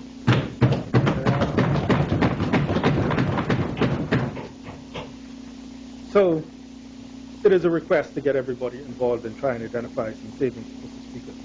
Mr. Speaker, the mid-year budget statement also highlighted a number of other policy initiatives being undertaken by the Ministry of Finance. These include an investigation of the public pension system with a view to enhancement and reform, utilities conservation, asset and vehicle management, in addition to more fundamental reforms of our fiscal practices and a new framework to improve internal controls. To that end, Mr. Speaker, last Friday the 1st of March, permanent secretaries and heads of departments were briefed on the new requirements for the budget submissions and monitoring. The meeting will be followed up shortly with a seminar dedicated to developing new strategies for revenue management, many of which will be revealed during the annual budget exercise and a seminar on expenditure containment, both in state-owned enterprises and in the public sector. And so, as I said, Mr. Speaker, we are, in 86 days, we will be presenting, the Right Honorable Prime Minister will be presenting the budget communication for 2013-2014. And so we are moving swiftly to make sure that we do as thorough a job as we can. We are fully committed to achieving the targets set out in the medium-term fiscal framework and to making this exercise a permanent feature of our planning and budgeting process. Secondly, Mr. Speaker, we have determined over the medium-term capital expenditures should be restrained to a sustainable level of 3% of GDP. To that end, we will reduce these expenditures to 3.5% of GDP in 2013-2014, down from 4.4% this year. And thereafter, our target will be 3% of GDP. Thirdly, Mr. Speaker, the government has launched a number of structural reforms to recurrent revenues in order to increase the yield of our revenue system closer in line with the norm elsewhere in the Caribbean. With the implementation of these measures, the revenue yield is projected to rise from 17.5% of GDP in 2012-2013 to 21.5% of GDP in 2016-2017. Again, a gradual increase, Mr. Speaker. And while this will be a significant enhancement, it will still leave our yield at the lower end of the range found elsewhere in the region, where yields average in the area of the mid-20s to over 30% of GDP. I would now like to provide additional details on the various initiatives that comprise our structural reform plan for recurrent revenues. And Mr. Speaker, there are 5 key components. Number 1, tax reform. As has been promised in the last budget, the government issued last month, a white paper on tax reform that is designed to broaden the tax base and secure adequate revenues for the future. Extensive public consultations on the white paper will be undertaken in the period ahead. It is recognized, Mr. Speaker, that our tax base is much too narrow and lacks adequate resiliency and buoyancy. The tax system itself is also disjointed and difficult to administer. Leakage is prevalent, and the government is currently collecting far less than it should rightfully be collecting if the tax laws were properly being administered and respected by taxpayers. The overarching objectives of the tax reform proposals are threefold, namely, number 1, to secure an adequate revenue base in support of modern governance. That is, to secure an adequate revenue base in order to supply the goods and the services that the Bahamian people expect and deserve. Secondly, to establish a tax structure that promotes economic efficiency and stronger economic growth. And thirdly, to make the tax system more equitable. Within the proposed package of tax reforms, it is proposed that a value-added tax be introduced as of July 1st, 2014 at a rate of 15%, consistent with VAT rates generally charged elsewhere. Such a VAT rate, in combination with the other reform proposals, would ensure that the government will have access to adequate revenue streams for the future. As for customs duties, it is generally acknowledged that based on the experience of other acceding countries pending membership in the World Trade Organization, will require reductions in Bahamian-bound tariff rates. The final determination of those import tariff reductions will be subject to the ongoing WTO access negotiations. However, the excise taxes that are currently imposed on selected products, namely tobacco, petroleum vehicles, and certain luxury items, will be unaffected by WTO accession, as by law they are imposed at the same rate both on domestic production and imports of those products. Mr. Speaker, for competitiveness reasons, it is also proposed to eliminate the hotel occupancy tax and to subject hotel accommodations to VAT rather than subject them to both taxes. This will allow hotels to claim VAT input credits on their purchases of materials and supplies and will be consistent with the current Hotels Encouragement Act. Given the high rates of excise tax imposed on a number of excisable items, Mr. Speaker, it is proposed that all excise tax rates be reduced by an amount just sufficient to counteract the imposition of a 15% VAT on those products. As a result, the total tax payable on excisable products will remain unchanged. The government of the Bahamas, Mr. Speaker, believes that its program of tax reform, when fully implemented, and as I said, there will be an extensive public education program, but the government believes that its program of tax reform, when fully implemented, will result in considerably greater and more efficient revenue collection, the proceeds of which will better equip the government to meet the increasingly complex financial needs of our nation. More fundamentally, it will bring into being a new system of taxation that shares the tax burden more fairly and equitably. Taken together and taken into account the various reductions from some of the reforms, the proposals in the white paper are expected to increase the government's revenue yield by a net 2.2 percentage points of GDP through the medium term. Secondly, Mr. Speaker, we have established the Central Revenue Agency. Mr. Speaker, there are currently more than 30 departments and agencies collecting a variety of taxes and fees for the government. The present system of administration results in poorly developed functions such as registration, arrears management, and audit.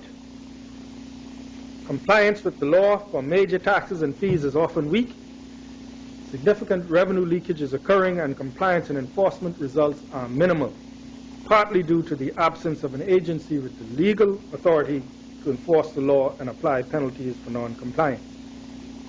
The mission of the Central Revenue Agency, Mr. Speaker, is to ensure compliance with tax legislation by providing efficient and effective services and by conducting appropriate enforcement activity. The agency will ensure that the right amount of tax is collected in a timely manner, minimize the cost of collections for both the agency and the taxpayer, provide high quality of service to the taxpayer, provide the government with accurate statistical data, and it will recruit, train, and motivate and retain high quality staff. The establishment of the Central Revenue Agency, Mr. Speaker, will address the critical structural deficiencies of the present tax system. It will improve collections and will introduce a much-needed client service orientation where services are provided to taxpayers that allow them to understand and easily access the information they require to comply with the law and which promptly addresses their concerns.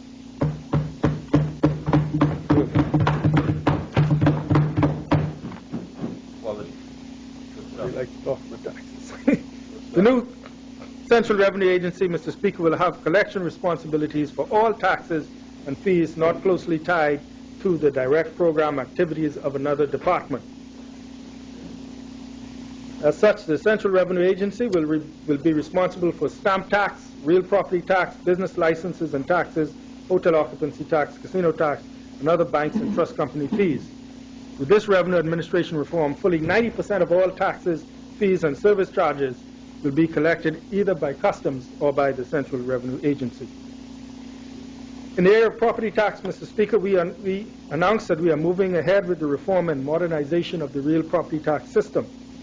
And as has been amply documented, the real property tax system suffers from many critical structural defects, and as a result, revenues generated by the system fall significantly short of the amounts that should rightfully be collected. Specific reforms have been developed which could readily, when implemented, double property tax revenues over the next 5 years. The very first step in the reform process has been the identification of the major gaps in real property tax performance relative to desirable norms. And there are grave deficiencies in the coverage ratio, the billing ratio, and the collection ratio. Property tax compliance rate is low at around 50%, and as a result, a number of factors including unwillingness to pay,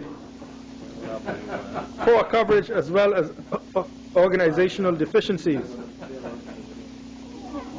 So the property tax compliance rate is low at around 50% as a result of a number of factors including unwillingness to pay, poor coverage, as well as other organizational deficiencies. We are committed to presenting to Parliament in the next budget a full program of reform to the system. A feature of this reform program will be new modern legislation, improved business practices, and as well as a more client-focused organization. Our target, both ambitious but achievable, is to increase real property tax revenue to 2% of GDP by 2016-2017 from the current 1%. Customs reform. Mr. Speaker, the government has also initiated a major transformation of the Customs Department with the assistance of the Inter-American Development Bank, which is focused on strengthening both customs management and customs operations. The overriding objective of this exercise is to improve the facilitation of trade while strengthening the ability of customs to collect revenue and protect the borders. On the management side, efforts are being deployed to modernize the customs institutional framework, enhancement of its management capacity, and the professionalism of its human capital.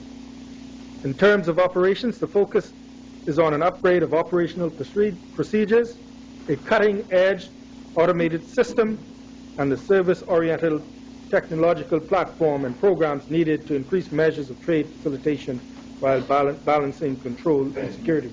In short, Mr. Speaker, we are giving them the modern IT capability in order to manage the customs process, thereby hopefully freeing up manpower to better police some of the borders that are not currently being adequately policed so that we can interdict smuggling, etc.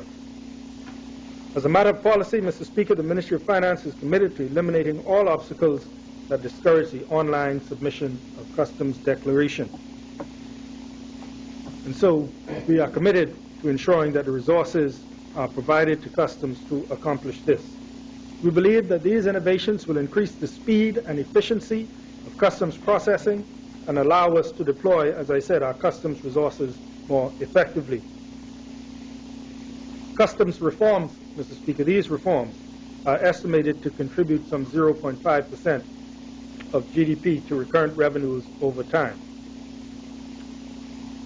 Finally, Mr. Speaker, the government has tabled legislation for the introduction of new excise stamps for all tobacco products. Investigations have found that the government is losing considerable tax revenues every year through the illegal importation of tobacco products, and that excise stamps could assist in securing up to some $20 million of those leakages. By attesting to the payment of excise taxes, the new excise stamps will facilitate audit and compliance activities to combat smuggling, thereby securing an important source of government revenue. And the introduction of excise stamps on tobacco products is projected to contribute some 0.2% to revenues. So what I have attempted to lay out, Mr. Speaker, is a balanced, gradual adjustment in several areas that will, when executed, get us to a better fiscal position. No drastic measures in any one particular area, but gradual measures in areas of both expenditure and revenue that is expected if we are able to implement it, and with the cooperation of the Bahamian people, Mr. Speaker, that will gradually get us to a better and more sustainable fiscal position. And so, as may be seen, Mr. Speaker, as I have attempted to lay out in very concrete terms, through the full implementation of our medium-term fiscal consolidation plan, and members of the public and members can see the statement online and look at the tables at the end of the statement. But in very concrete terms, in the fiscal table annexed to the mid-year statement, and as I have just outlined, through the full implementation of our medium-term consolidation plan, our country will reap significant benefits in the form of the return to recurrent balance surplus in 2015 and 2016, the elimination of GFS deficit by 250 in 2016, and the appearances of surpluses thereafter, the emergence of surpluses on a primary balance, which is recurrent revenue less recurrent expenditure, taking account of interest payments, the emergence of surpluses on that primary balance as early as 2014, 2015, and that, Mr. Speaker, is critical to turning around the burden of government debt and get it moving in a downward direction. And on that basis, Mr. Speaker, getting the government debt to GDP ratio back to just over 50% of GDP in 2016, 2017.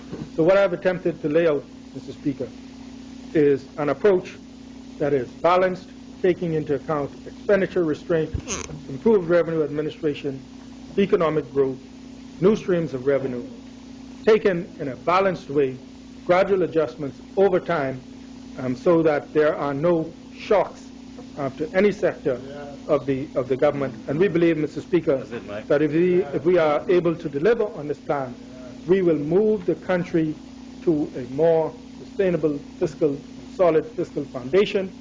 And it's by doing that, Mr. Speaker, that we will be able to deliver on the services that the people deserve and that they expect, and to fully implement the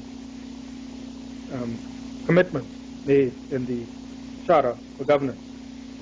In closing, Mr. Speaker, I would merely add that in a very short time since the May 2012 election, and given the very challenging fiscal position that we inherited, we have truly achieved a great deal in a short span of time. We have firmly stated our commitment to and set us on a course for a bold and fundamental restructuring and reform of government as a means of restoring our nation's public finances.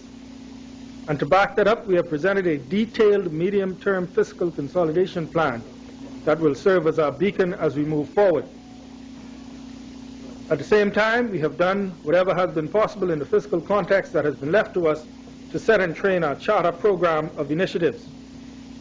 Over time, Mr. Speaker, the government will return to the solid and durable financial footing that is essential to the implementation of our full agenda for stronger growth and prosperity. Mr. Speaker, we remain steadfast in our mission of delivering on our commitments to the Bahamian people, and with the help of Almighty God and the cooperation of the entire public, we believe that we will achieve those commitments.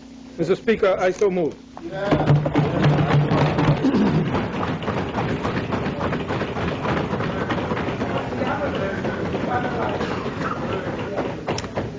Thank you, Honourable Member. Do we have a seconder? The Chair recognizes the Honourable Member for Tall Pines.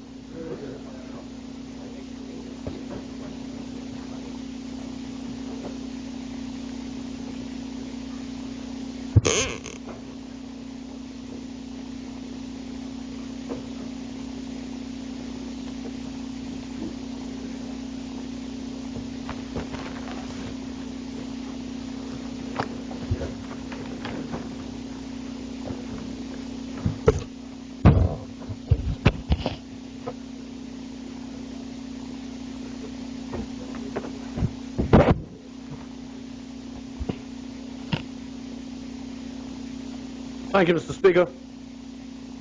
Mr. Speaker, I stand forward on behalf of the good people of Tall Pines, Mr. Speaker, and being able to second this amendment, Mr. Speaker, on the mid-year budget statement. Mr. Speaker, let me begin by saying that this mid-term budget is one that I believe all Bahamians can be duly proud of, Mr. Speaker. Mid-year budget, member. That's what it says, mid-year budget. Oh, sorry, mid-year budget, sorry. Mr. Speaker, the subheading is prudent stewardship. And I think that term is appropriate for the contents that lies in this budget statement.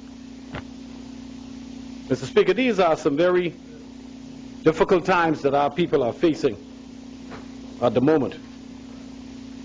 The recession is still with us in many forms and fashions, as it is in Europe, the United States of America, and elsewhere around the world.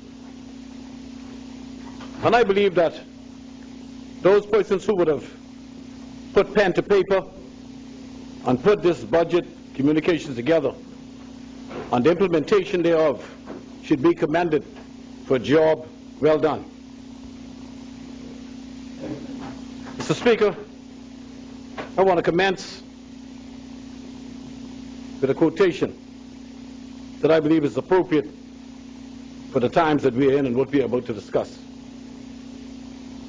There comes a time when a nation, as well as an individual, must choose between tightening the belt or losing the pants.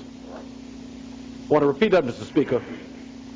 There comes a time when we as a nation, as well as an individual, must choose between tightening the belt or losing the pants.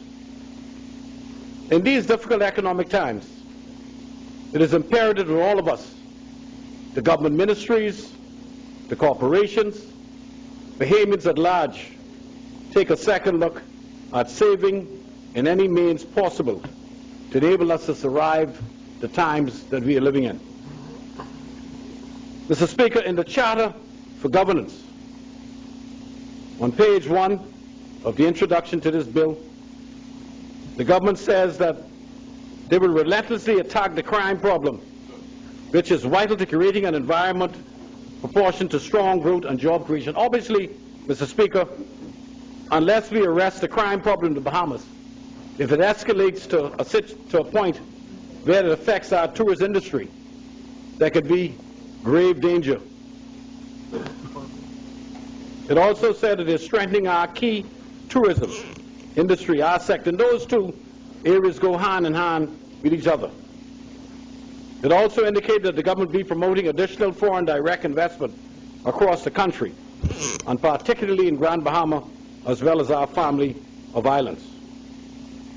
It goes further and said that they will also explore revenues for further diversification of our economy, especially in the agricultural area. Speaker, I think also the government should also take a second look at the light industrial sector of our economy at the same time. And I noticed that in today's newspaper, one of the newspapers, a local water manufacturer made a statement that says that bottled water, not a sector to invest in. It only indicates to me that all areas of our country are right now facing some very difficult times. He went on and said that water manufacturers in war of attrition, Mr. Speaker, in the newspapers. If you look through the dailies over the past few weeks, Mr. Speaker, you will find headline after headline indicating the difficult times that the country, and of course Bahamians, are faced with. These are indeed difficult times. Mr. Speaker, the government further went on indicating that they want to have further diversification in our financial services sector. They want to strengthen the national training program through the establishment of National Training Agency to enable Bahamians to be equipped for the jobs of the future. It also indicated that based on developments to this point, that they are hoping that Atlantis and Bahamas, as well as new developments underway in Bimini, Grand Bahamas, and Salvador, Abaco, Eleuthera, and Cat Island, would create additional jobs. I think the biggest problem that's facing the Bahamian people right now is, in fact, job creation.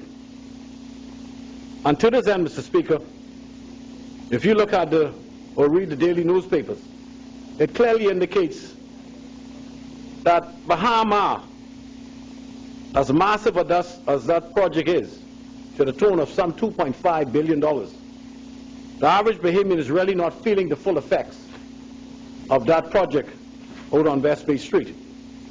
And that is because of the great amount of foreign personnel that is on that site assisting with the construction of that major development. Unlike what happened with Kersner project on Paradise Island, where you had more Bahamian involvement in the construction of that complex on Paradise Island, the project with Bahamas is somewhat different in its content with regard to Bahamian workers. But be that as it may, I think once that project is completed, many new jobs would be created, and perhaps that would assist us in alleviating the hardships that Bahamians are going through on a daily basis. Mr. Speaker, I'll tell you a situation that happened to me on Friday and how Bahamians across the board are hurting in our country. I was on my way home about 8:30 last Friday, 8:30, 9 o'clock. On West Bay Street, I passed the Paradise Island Bridge. And two ladies on the right side of the road, in the front of the Ministry of Agriculture and Fisheries building, flagged me down. I pulled over. We had a conversation where they thought I was a foreigner or a tourist. I guess. And it was shock. The shocking part was one of them I knew well, who, as a little girl, used to work with us at Sunboy's Paints. And I asked them, why are you out here? So they said to me, Mr. Miller, things are tough in this country. We are not working. We have 2 kids to feed. And we're just trying to do the best that we can. That bothered me as a Bahamian, as a father, because you have a situation in our country today where young Bahamians, because of lack of direct job opportunities in many sectors of our country, are turning to this illicit trade of prostitution. And I started with them. I spoke to them for 5-10 minutes. I gave them $25 each. And one said to me, Miller, who you want? I said, that's okay.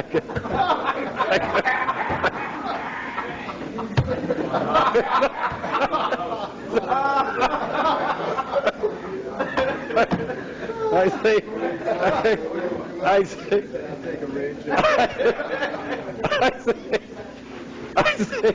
say, I got to go home.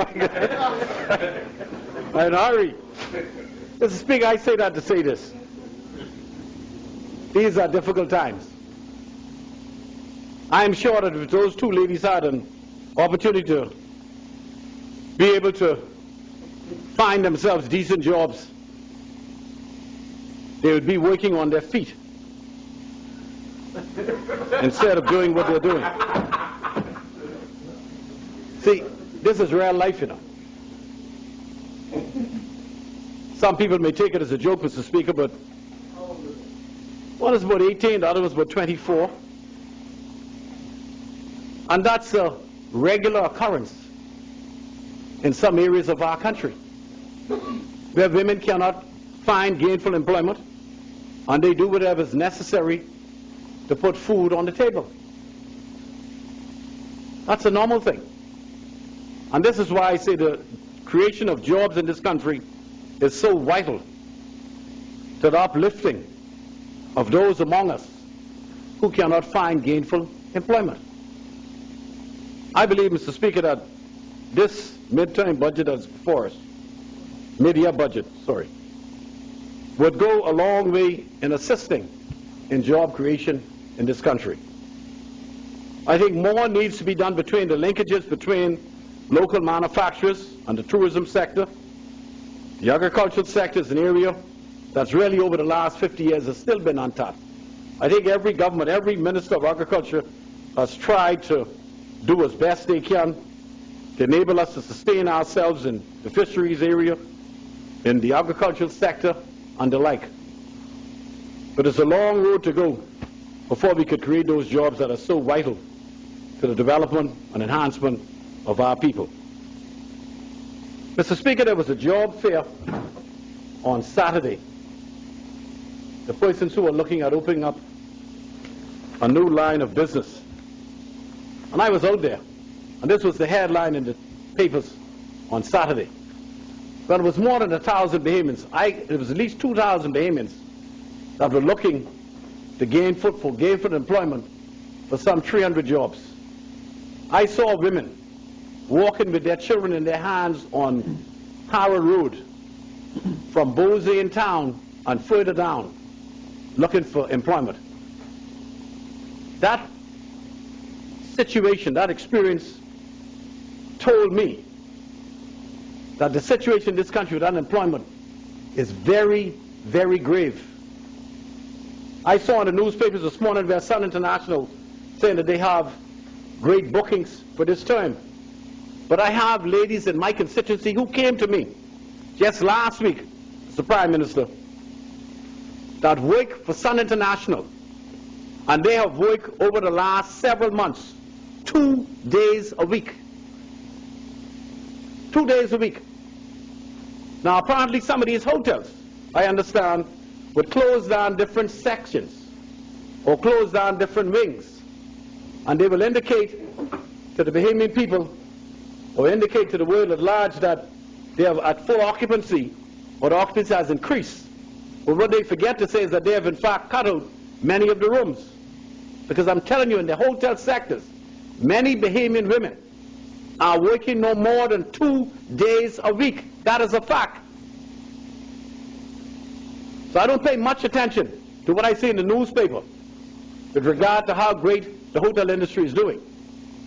You look at the people on the ground that we represent, and when they come to you and say, listen, for the whole week, I have not taken home $150, and I got to pay the rent man, and I got to buy grocery, and my little kid got to go to school Monday without lunch, then you know we are a country in peril.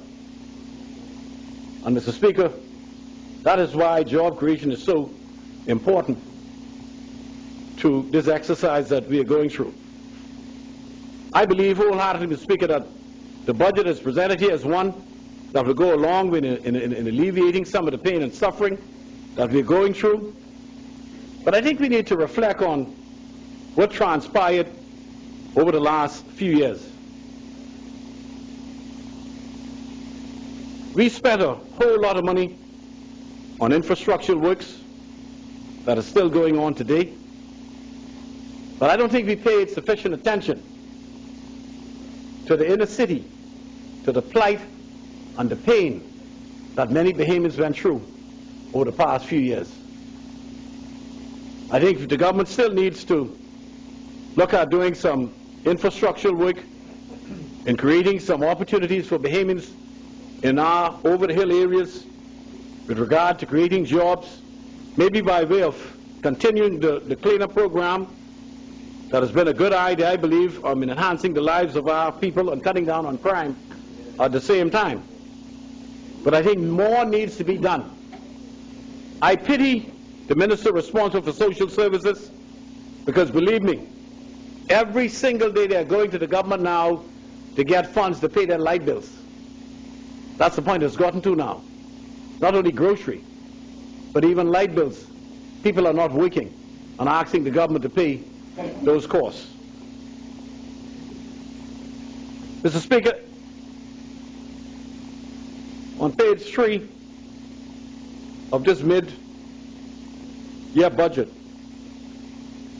it says that when the government came to office, it faced some $100 million in carryover expenditures from the 2011-2012 fiscal period. And this $100 million included the following obligations: unpaid checks and wire transfers, $63 million, the 52-week program, $23 million, Teachers Public Service Union, lump sum payments of $10.86 million. As the Honorable Minister of Finance indicated, he said on top of facing these unpaid bills, the government has proceeded to reduce the overdraft facility in keeping with our debt management reform exercise. And the benefit of this reduction of the overdraft facility is that it would substantially reduce our overall cost of financing. Because all of us know that an overdraft is more expensive than having a loan. Therefore, it is prudent for the government to try to eradicate as much as the overtime as it possibly can. But he goes further, he said these bills must still be paid. Mr. Speaker, the IMF has also indicated to the government that they need to be more prudent in the expenditure of funds to run the government efficiently and effectively. It goes further and said that I want to stress at this point, and in the strongest term possible, that these are not academic matters of little interest to the average Bahamian. I want to stop there for a minute, Mr. Speaker. It says that I want to stress at this point that and in the strongest terms possible, that these are not merely academic matters of little interest to the average Bahamian. The fiscal straits in which the government finds itself have a direct and significant bearing on both the affairs of government on the daily lives of our citizens. And that is true. Because if the government must spend much of its funding to borrow money and pay a high interest on those funds, the government then can't take those resources and put in other areas that are so vital to the advancement of our people. Mr. Speaker, he goes further and said that thus we now stand at a critical juncture that calls for immediate and resolute action by addressing the near-term fiscal pressures that we face and pursuing the implementation of a concrete and credible medium-term fiscal consolidation plan. We will return the public finances to a more desirable and sustainable position. Confidence will thereby be restored and strengthened, and in turn, this will underpin strong economic growth and job opportunities going forward to the future. Mr. Speaker, you know, I am happy at this point in time that I am not a cabinet minister. I know the strain and the pressure that they face on a daily basis. Even as a chairman, people are of the opinion that you can find them a job that doesn't exist, that they are entitled for you to give them a job. Now, what do you think the pressure that is placed on a minister when they believe that a chairman could walk on water and a minister could fly? Because a minister in the government cannot tell one of his constituents that you cannot find them a job, because they believe you own the country, you own the government. You gotta give me a job. You could authorize anyone. It's scary to me, and I take pride in telling them, listen, I know minister, and it eases the burden off of me, but it places a greater burden on those ministers who have to carry that burden on a daily basis, and I feel for them, because I feel the pain, Mr. Speaker. But I think collectively as a people, as a government, as ministers, and all of us who were sent to this parliament, we have to work more closely together to better ourselves, to better our country, and to make life a little better for our people. Mr. Speaker, it says that the Bahamian economy has continued to recover from the global economic and financial crisis. The main drivers are, on the one hand, a modest, though ongoing rebound in tourism, which is true. It says that the IMF estimates that the economy grew by some 2.5%, and it's projected that it will grow by 2.7% in the year 2013. That's a very, very modest increase on the outlook for our country. Therefore, the government says that a tighter rein on expenditures is therefore necessary to ensure that we deliver on our deficit target of 6.5% of GDP, to which we commit ourselves at the start of this fiscal year. Mr. Speaker, one thing that I think most Bahamians appreciate in this mid-year budget is the fact that the government is now encouraging those persons to pay real property tax.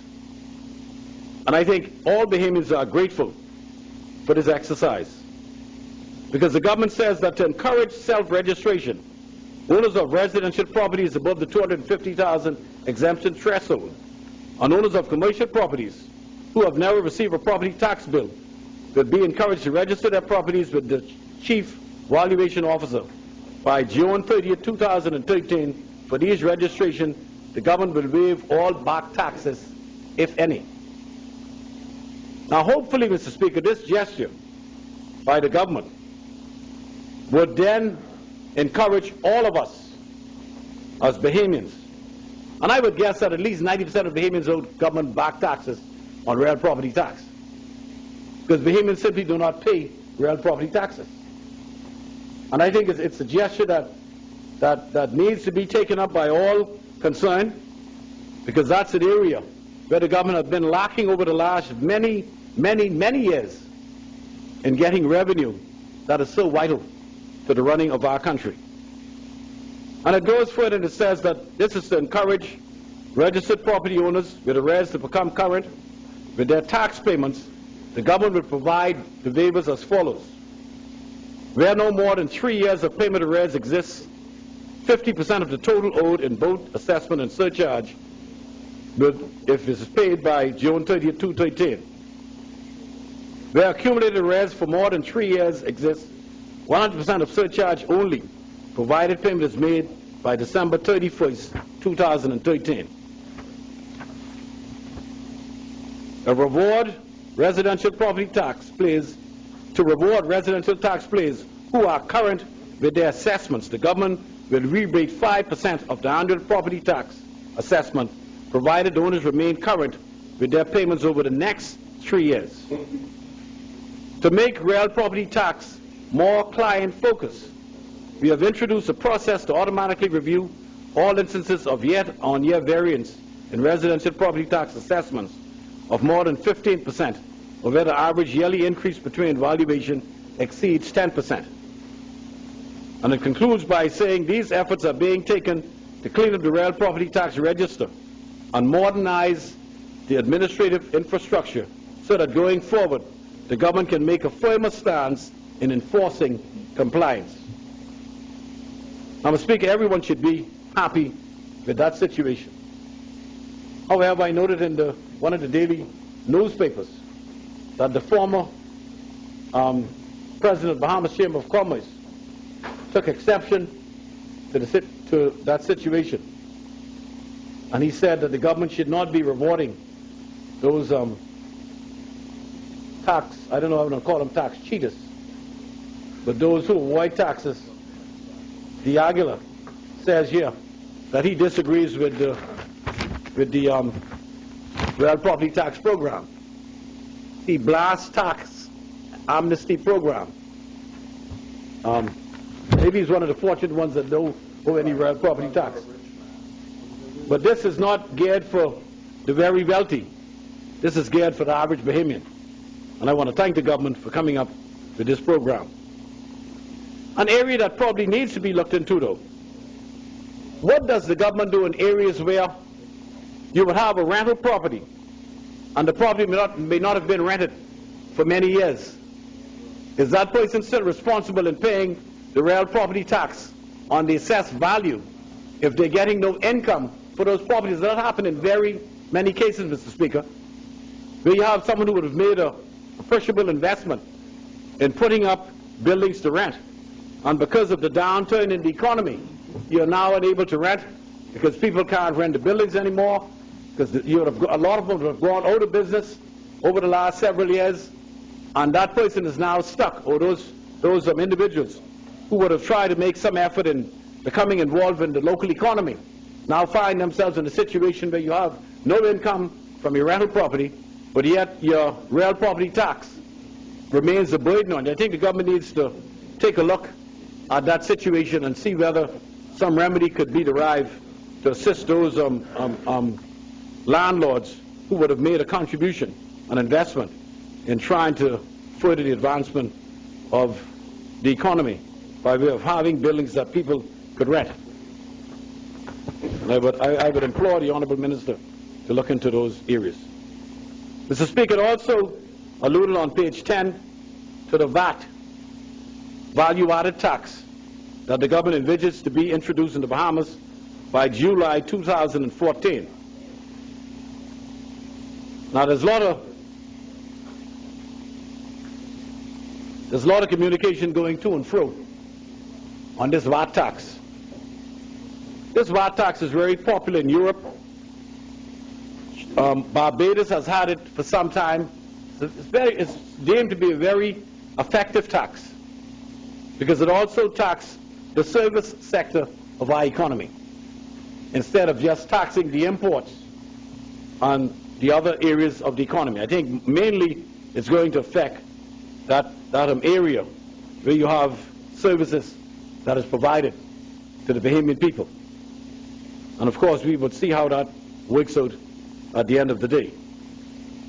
But I think it's a good measure that the government needs to implement, and I think there's enough time that they're giving the Bahamian people and the business community more than sufficient time to evaluate the cost and effect and to be on board in introducing this new tax regime that would probably enhance the government's ability to run the country on a more equitable basis.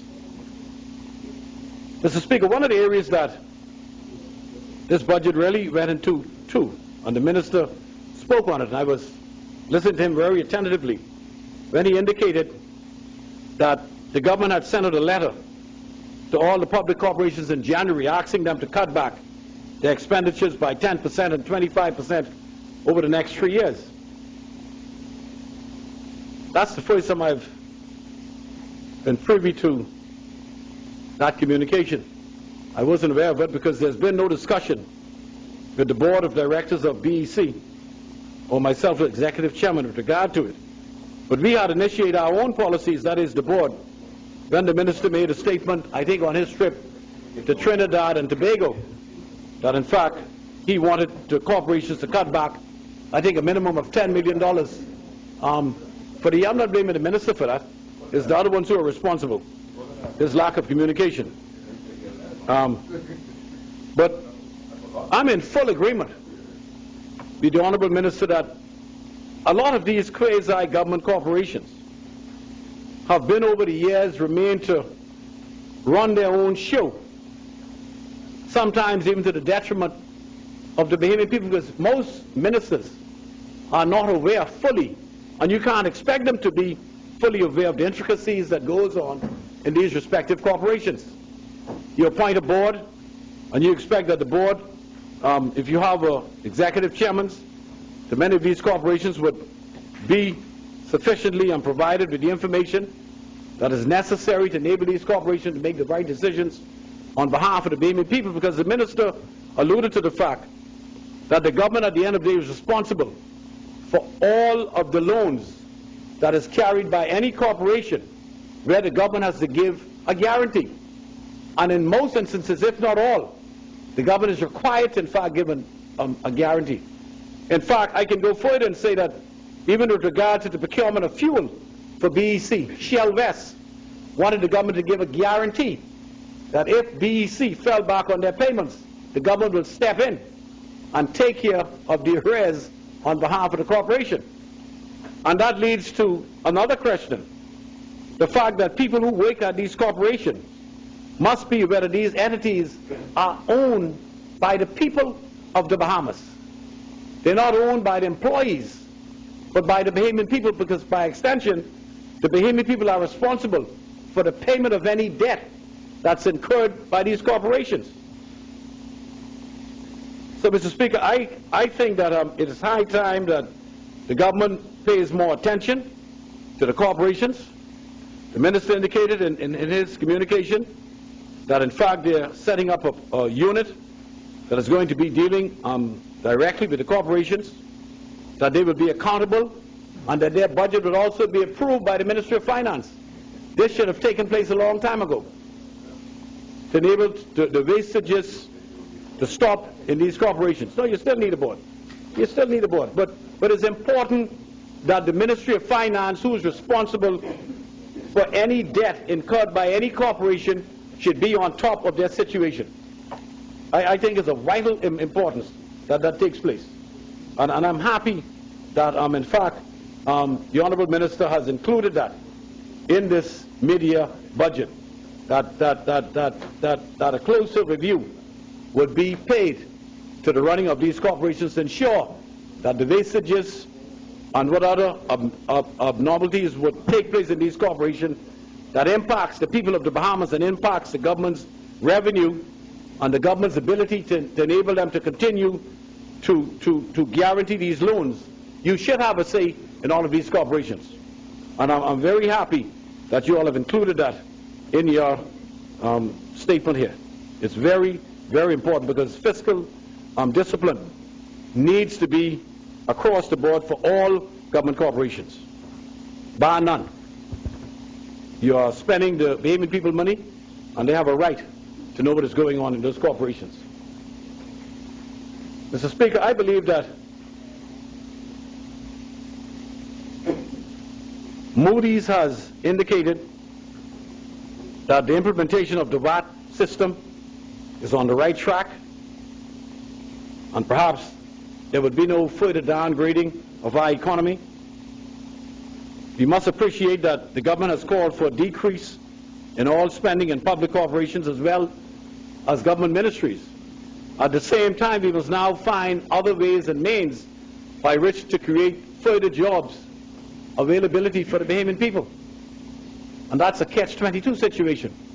You're cutting back on expenditure because you really have no choice, but at the same time you must create opportunities for Bahamians to have gainful employment through the length and breadth of the Bahamas.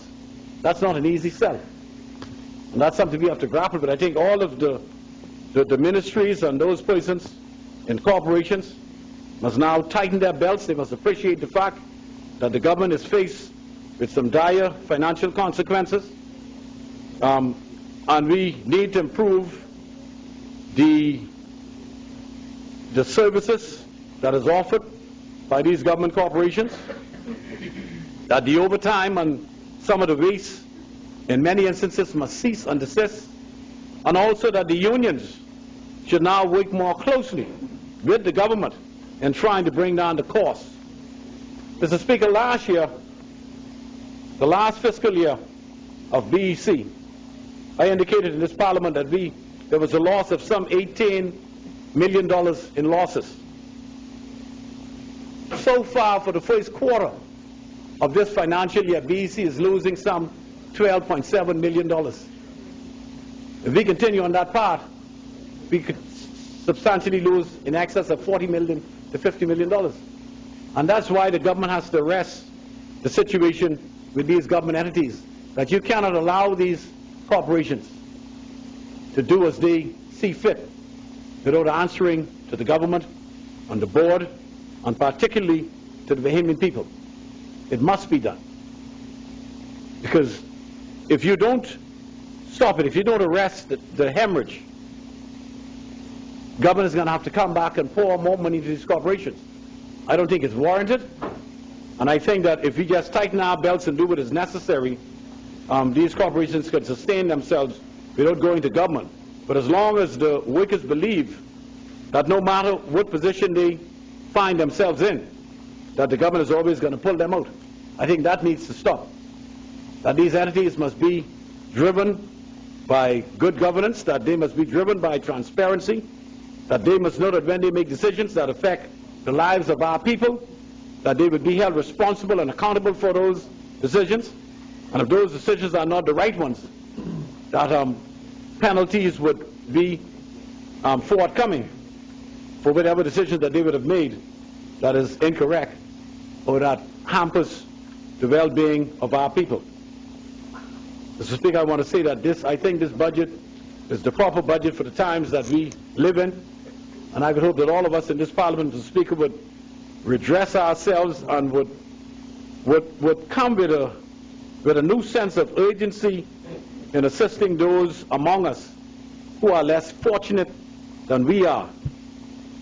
Mr. Speaker, I can tell you of a situation, and you all are not going to believe this one, that happened to me on Sunday morning.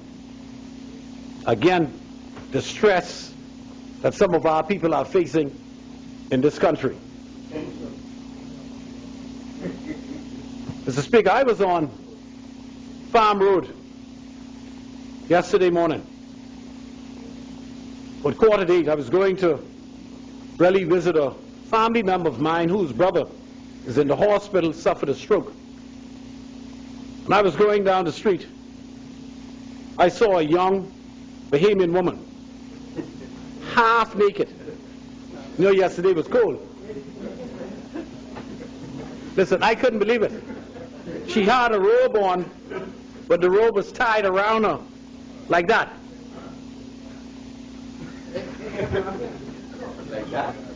You know, I don't know why they say this happened to the port gig. I made these. I made these. Minding my own business. I saw some of the brothers on the blocks gathering. So I turned through Gibbs Corner, Ross Corner we call it, and I head back on East Street and I turned around and I went through Lewis Street I said, I got to see this for myself. Then I got in the middle of Lewis Street. The place would say, pot cake. And she came to the car and took off a whole room.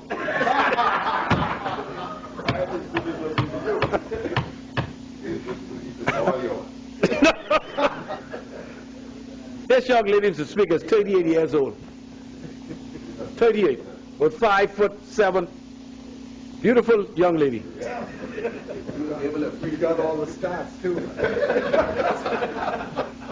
Mr. Speaker, listen. 24, 33, 24? About 34.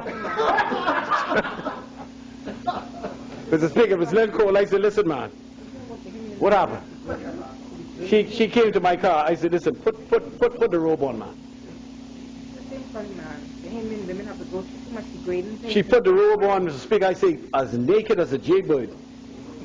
I was, you know, she put the robe on. I said, listen, man, what happened? Mr. Miller, I'm 38 years old. I've been to Sandlands 12 times. I started hitting coke about 8 years ago. She showed me a scar on her hand. Said a fella a couple of weeks ago chopped her with a cutlass. She doesn't have any children. 38 years of age. And in that cold weather, I said, listen, let me give you a couple of dollars to go buy some grocery. She pulled $20 out of her. She had a tam on and she pulled it out. See, she has some money. I said, okay. I said, listen, man, please, you could do better than this. So Mr. Miller said, if you know the hell would we catch sometime with the life that we live on drugs. So I won't want to explain to you. I talked off about 15 minutes. And you know, you ask yourself a question, why do these young women, our women, that's really the backbone of our country, the ones that suffer all the indignities of life, sometime on a daily basis, but also the ones, Mr. Speaker, that keep their homes together, the ones that will take care of their children come hell or high water, the ones that will work for the 3 days a week at the hotel, but first she will feed her children and try to see that they are secure and they go to school. There's too much of that that is taking place in our country today. Yesterday the weather had been at least in the 60s. And for a young lady to put herself or to be in that position because of the advent of drug use, Mr. Speaker, that's painful to me as a man, but just as painful to me as a Bahamian, as a father. I have daughters who's almost that age. And I ask myself, I wonder what her mother, I asked about her mother and her father. She has a mother and a father that is alive. And I asked her, where do you live? She said, wherever night catch me. I said, you don't have a home to go to? She said, no. You know how many people in this country today don't have a home to go to tonight? You know how many people in this country right now looking for that next meal, Mr. Speaker? Mr. Speaker, you know, I think it's imperative that us, those of us who have the opportunity to serve the good people of our country, really should reinvigorate ourselves, should take a second look at some of those who are destitute among us, some of the less fortunate who simply cannot help themselves. Because this was a very intelligent lady. Her vocabulary was second to none. This wasn't no run-of-the-mill person. She went to a private high school. Very intelligent, very articulate. But because she was on the wrong side of a situation, she found herself in this predicament, where she's been to Sandland some 12 times at the age of 38. That bothers me. It should bother all of us. And that's what Bahamians face in this country, Mr. Speaker. Many of them, every single day. Most of us may not see it, Most of us probably don't come in contact with them. But I go through the inner city on a daily basis. I go through Bay in Town. I go through McCullough Corner. I go through the Grove and Camp Road and all the other, some areas are blighted in this country. That's where the real Bahamians live. That's where those among us who are catching eternal hell every single day of their lives live. That's where they reside, Mr. Speaker, not because they don't want to help themselves, because, you know, fate has just dealt them a bad card sometime. But we have an obligation to help those who among us cannot help themselves. Indeed, that's why they sent us here, to give service and to try to make their life a little better, so that one day their children, if they have any, could uplift themselves and enter these halls as we have done. All of us did not come here with silver spoon in our mouths. Many of us grew up in areas such as those, and we're proud to be so.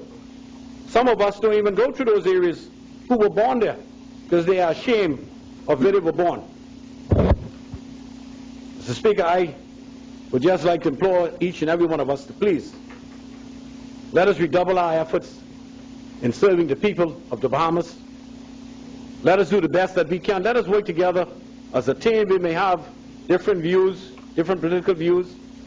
We may fight in here, as we normally do, on issues that affect all of the people that we have the honor of representing.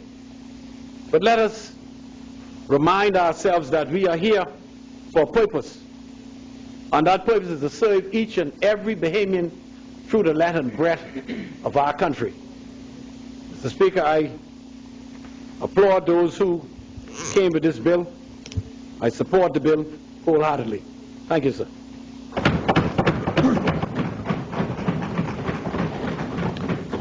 Thank you, Honourable Member.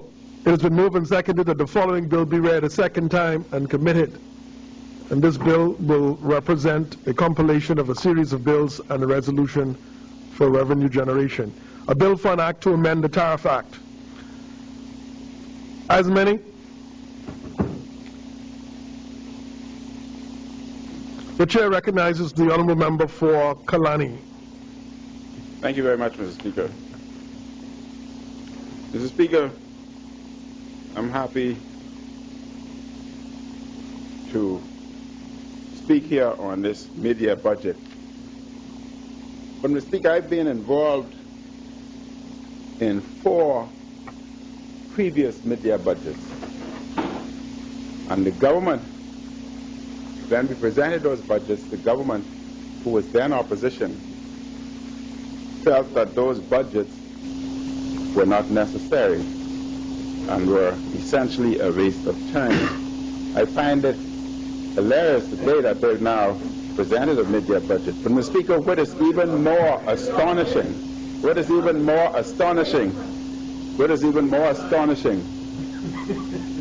is this is the most disorganized budget that I've ever seen. Mr. Speaker, there is no documentation, there's no mid-year budget here for us to analyze. There are no figures. It's not a budget. There are no figures. Mr. Speaker, during a standard mid-year budget, a budget is presented where figures are analyzed so that you can go through head to head. And, Mr. Speaker, all of that is missing. All of that is missing.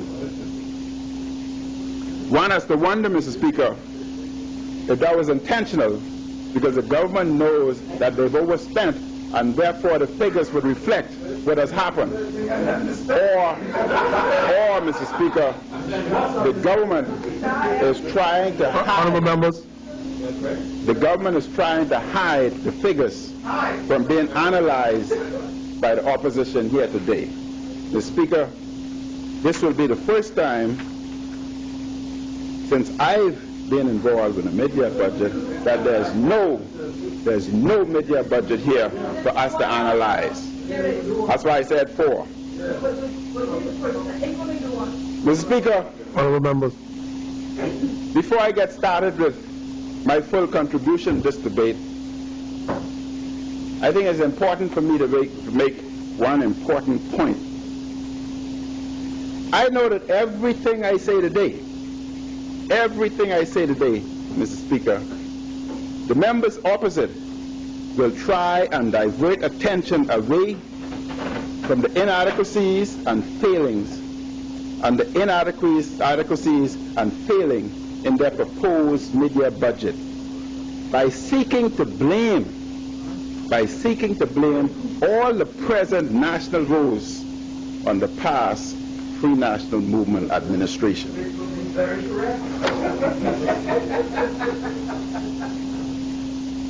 But I am sure, Mr. Speaker, I am sure that anyone who knows this administration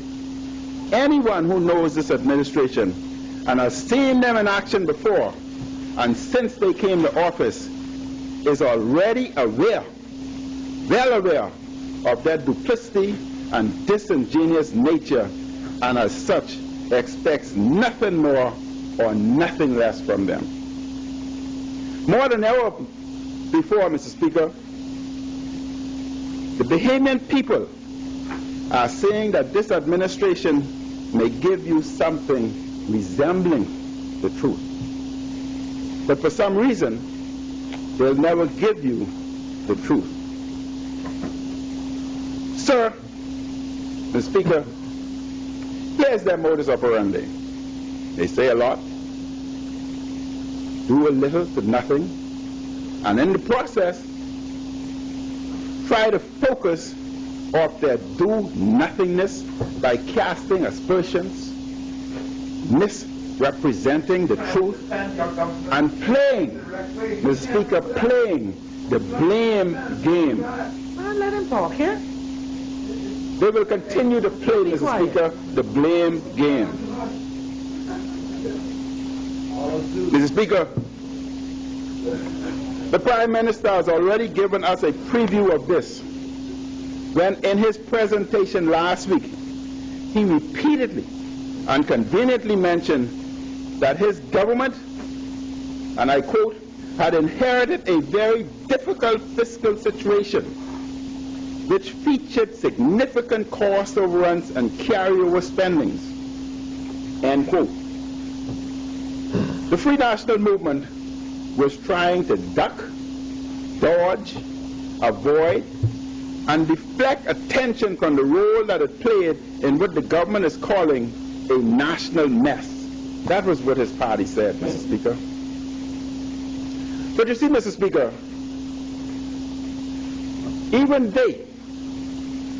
even they couldn't contain the untruth and misinformation for long.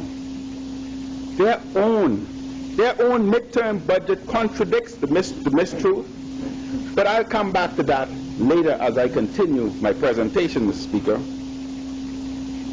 Right now, sir, I would like to say that for a man who has been intricately involved in all aspects and facets of government and frontline politics for almost 40 years, our Prime Minister should be well aware that because government is continuous and accounts come in for payments post-administration changes, there will always be cost overruns and carryover expenses that an incoming government, an incoming administration will have to deal with.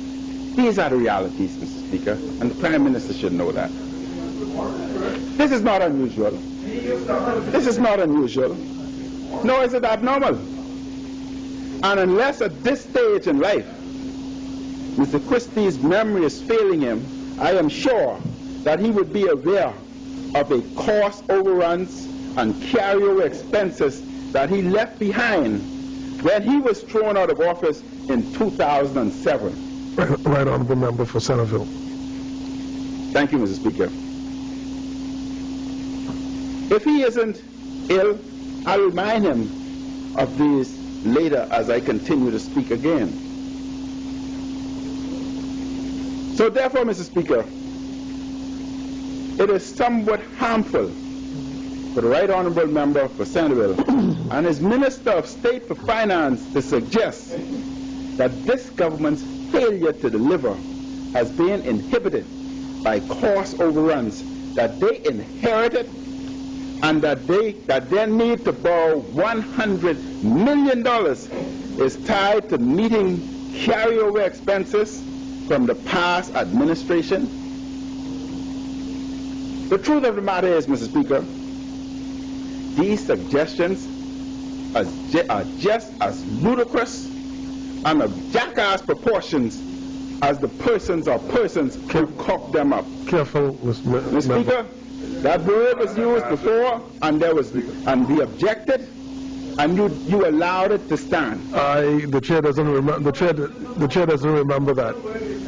The chair doesn't remember that. Speaker, the member for Bain. Order that the word be expunged, and I'll just advise the member not to use it again. Speaker.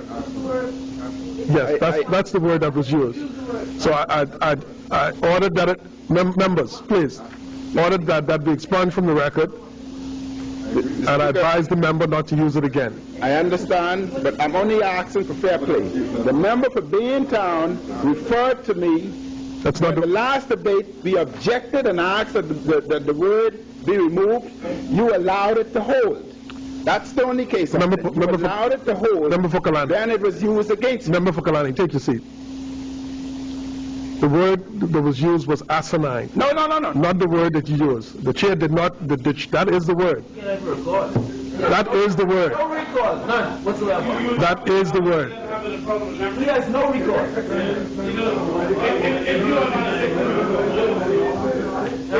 Mr. Speaker. Mr. Speaker. Apologize to the Speaker. Member for Kalani. Members.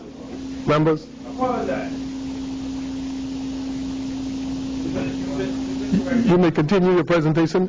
Just be so advised. Thank you, Mr. Speaker. It would be beyond prudence or good reason. Members. Mr. Speaker. Members. Mr. Speaker. Members. It would be beyond prudence. The chair made a ruling. Point of order. Thank you. Please yield. Yield, member for Kalani. Yield. The chair recognizes honorable member for Bain and Grandstand. The member should not have accused me of doing something that I didn't do, though. Exactly, so corrected. At least he should correct that. Yeah. The chair did remind the member that the word used was asinine. That is. No. So you apologize. Mr. Speaker. Kindly continue. It would be beyond prudence or good reason for the Ministry of Education not to have included provisions in their 2012-13 budgets so that the government could have met its $10.86 million labor contract obligation to teachers as contained in its agreement with the Bahamas Union of Teachers. Similarly, Mr. Speaker, it would be far-fetched to think that the ministers and or departments responsible for providing the supposed $23 million in salaries to participants in the 52-week program would have made provisions in their respective budgets to cover those costs, and that the Ministry of Finance, which coordinated the program, would not have ensured that there were sufficient provisions made in their budget to cover the costs. Mr. Speaker, are they saying that the Ministry of Finance was most irresponsible in their preparation? Therefore, Mr. Speaker, what I would like to know is why the government would find it necessary to be so bold-facedly deceitful and deceptive. What are their real intentions for this money? What are their real intentions for this money? On top of the $550 million they borrowed when they came to office to cover supposed fiscal deficits and other obligations. Why would they need to turn around and without full public disclosure of how they spent the first $550 million of the people's money, still need to borrow another 100 million, particularly when the obligations they claim need to finance were outstanding, coming due when they prepared their 2012-2013 budget. It just doesn't make sense, Mr. Speaker. It doesn't make sense. That's your budget. Just one thing is clear, though, Mr. Speaker. You bring it here. Members. Trying to cast aspersions on the past administration. Members. The member for Centerville, the Prime Minister, actually revealed two things to this House and to the Bahamian people. One, either they did something inappropriate with the original monies allocated in the 2012-13 budget to meet these obligations, and thus the need to borrow and replenish would have perhaps been squandered, or two, they irresponsibly did not make provisions to cover these obligations which were coming due at all, and thus the need to borrow money to cover up their incompetence. With this government, Mr. Speaker, with this government, either one, both, or any number of things can be true. But whichever it is, this House and the Bahamian people need a full explanation. And Mr. Speaker, as the opposition has majority membership on the Public Accounts Committee, I will write the Ministry of Finance to request the necessary information so that we can have full disclosure on this matter. It is my hope, Mr. Speaker, that the Ministry of Finance will cooperate with us on this inquiry and per their obligation to the Bahamian people. But continuing on with the matter, Mr. Speaker, I would like to note that when the Free National Movement came to office in 2007, we had to burden the cost of completing and seeking to complete, among other things, the Anatole Rogers High School, the South Street Magistrates Court, the Tourism Center on JFK, the Children and Adolescent Hospital at Sandilands, Bahamas, the harbor dredging, administration buildings in Grand Bahama and Abaco. And I can go on, Mr. Speaker, about the many projects left incomplete in 2007, which had cost overruns and carryover expenses attached to them. Attached to them as that 207 PLP under the same leadership was notorious for promising much, starting little, and leaving even more in train. But you know, Mr. Speaker, our government, we did not complain.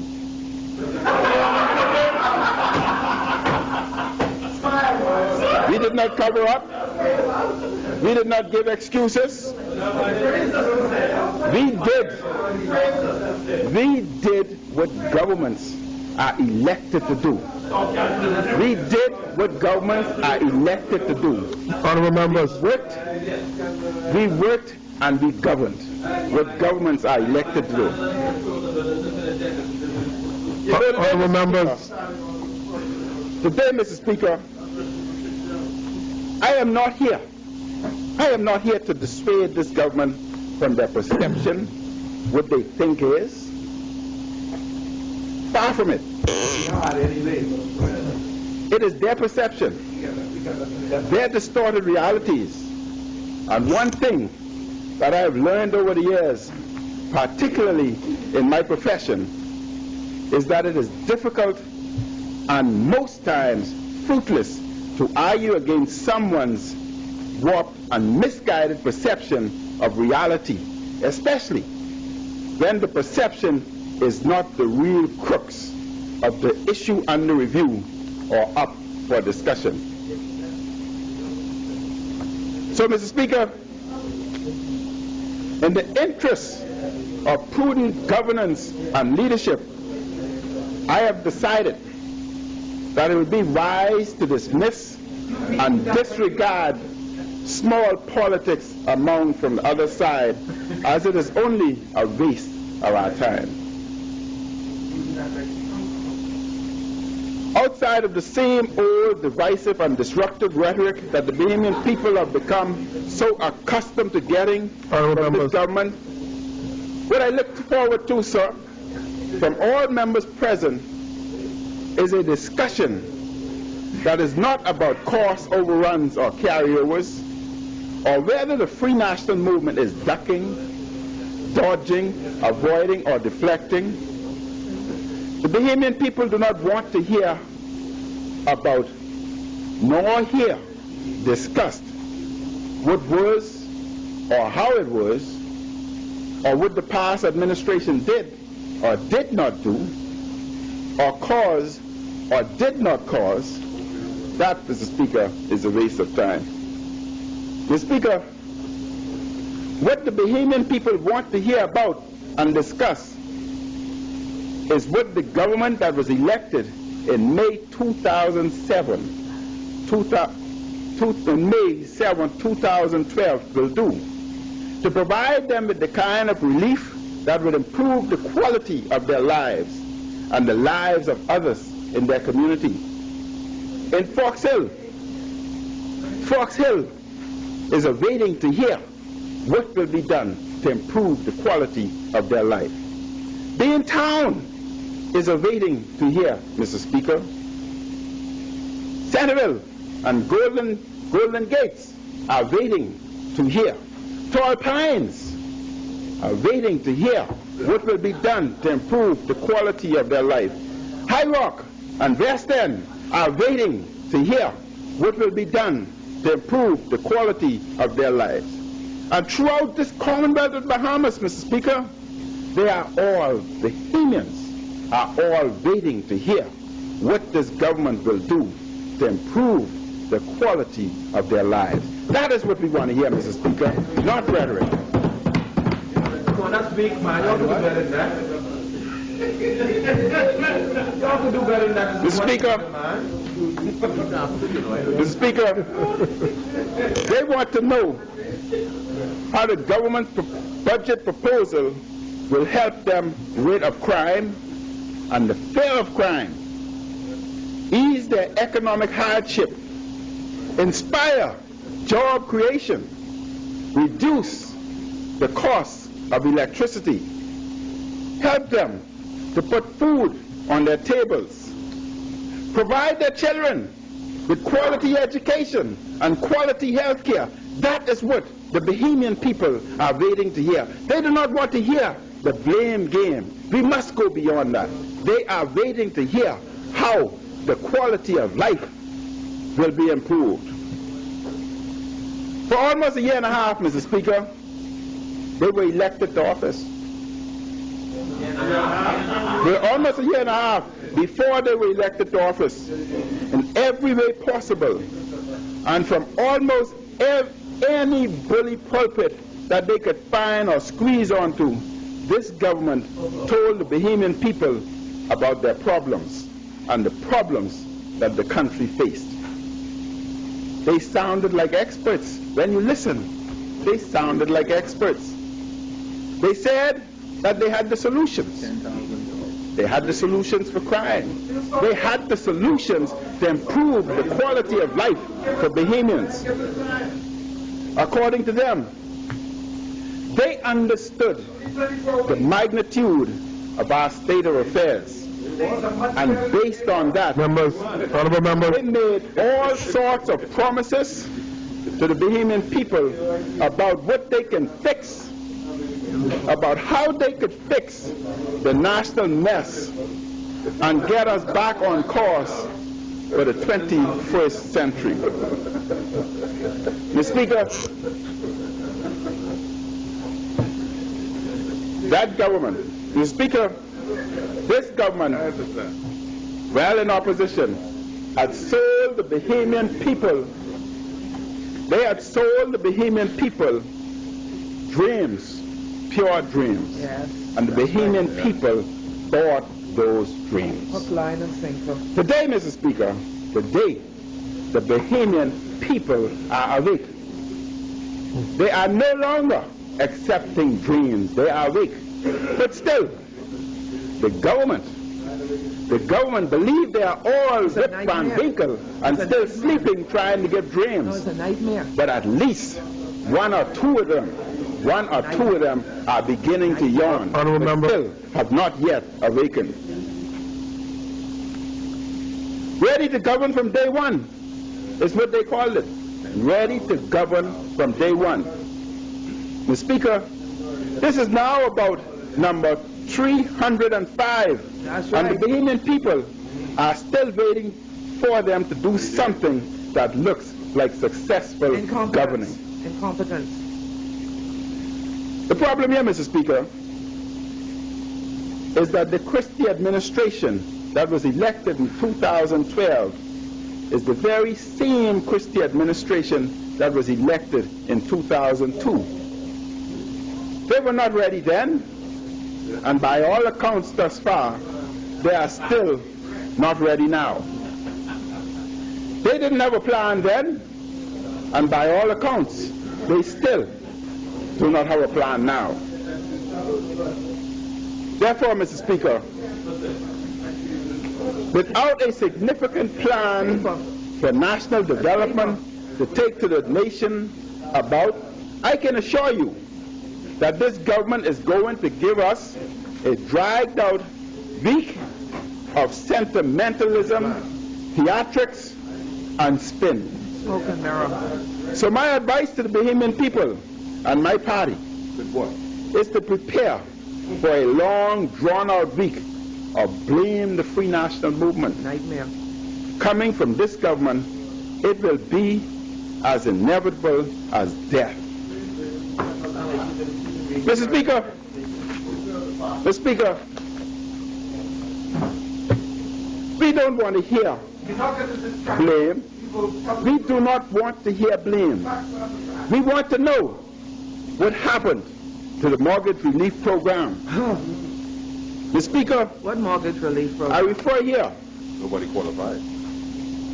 Where the chairman of the Mortgage Corp, that was only a the statement. headline, no government homeowners that was only a statement. Qualify for mortgage relief.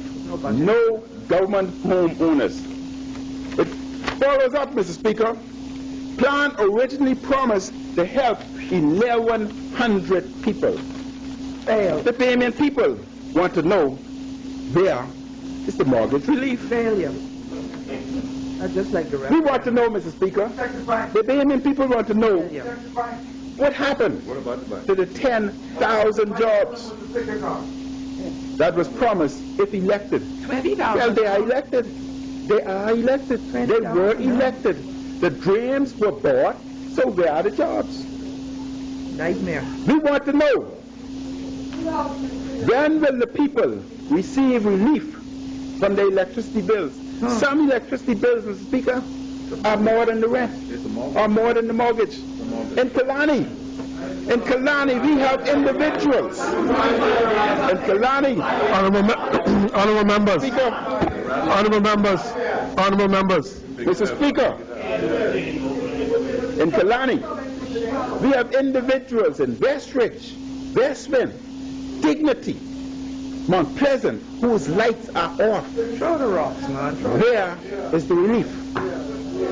When the FNM was in government, Mr. Speaker, throw the rocks. When the FNM was in government, we faced similar problems.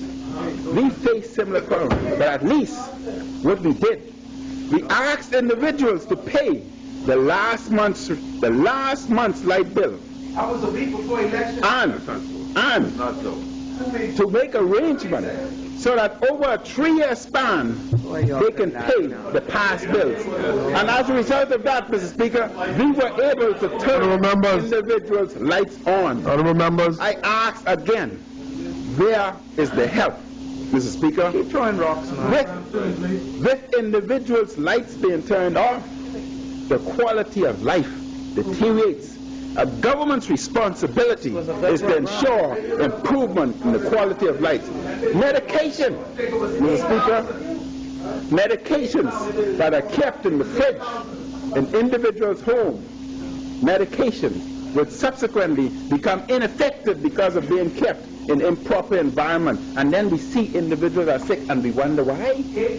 We wonder why when the quality of life is deteriorating, and they as government, they go home to their lavish homes and turn on air condition 24 hours when a poor man cannot even keep his food in the fridge. Where is the help? Honorable members. Honorable members.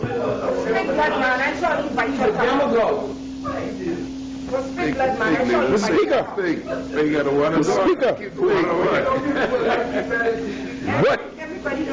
what are you doing to provide relief? Honorable members. Mr. Speaker, the Bahamian people want to know, when would they see a significant decrease in crime?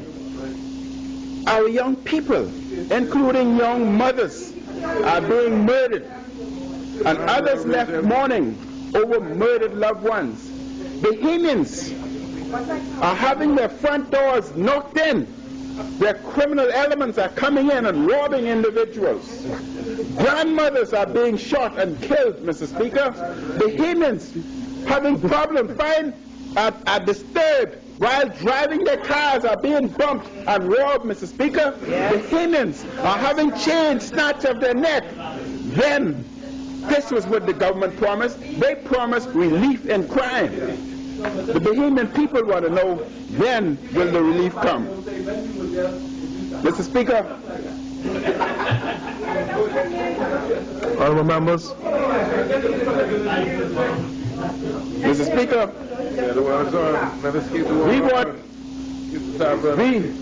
the Bahamian people want to know. Mr. Speaker, the Bahamian people want to know. Honorable members. When will the Defense Force vessels to properly man our borders and to decrease the number of illegal immigrants landing on our shores and decrease the number of illegal poachers in our waters, compromising the livelihood of Bahamians as they move fish out of our waters? The fishermen from Spanish Wells, Abaco, want to know, when will they be safe in the high seas and Long Island so they can fish within our waters in safety? This is what they want to know. We want to know, Mr. Speaker. Honorable members. Honorable members. Honorable members. Honorable members. Mr. Speaker, we want to know. We want to know, the Bahamian people. The Bahamian people. Honorable members. Want to know how many individuals.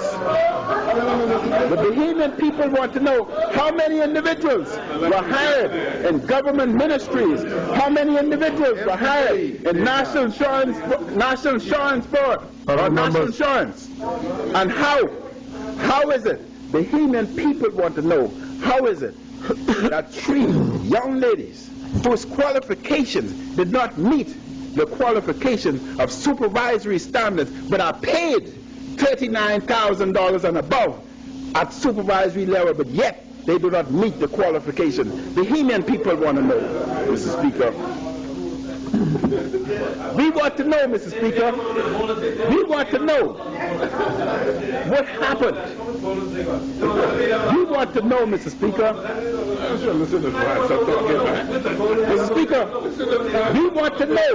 The Bahamian people. Honorable members. The Bahamian people want to know. Honorable members. What happened? Honorable members. What happened? The chair wants to hear Kalani. That was promised within the first year of being returned to government, but instead, our health institutions are experiencing shortages of medication and physicians. Our emergency room, Mr. Speaker, the doctors and nurses are running about different wards begging, asking for medication because there are none in emergency room. Mr. Speaker, there are none. There's shortage in emergency room.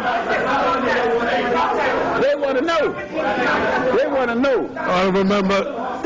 That was basic. Honorable members. That was basic. Honorable members. Honorable members.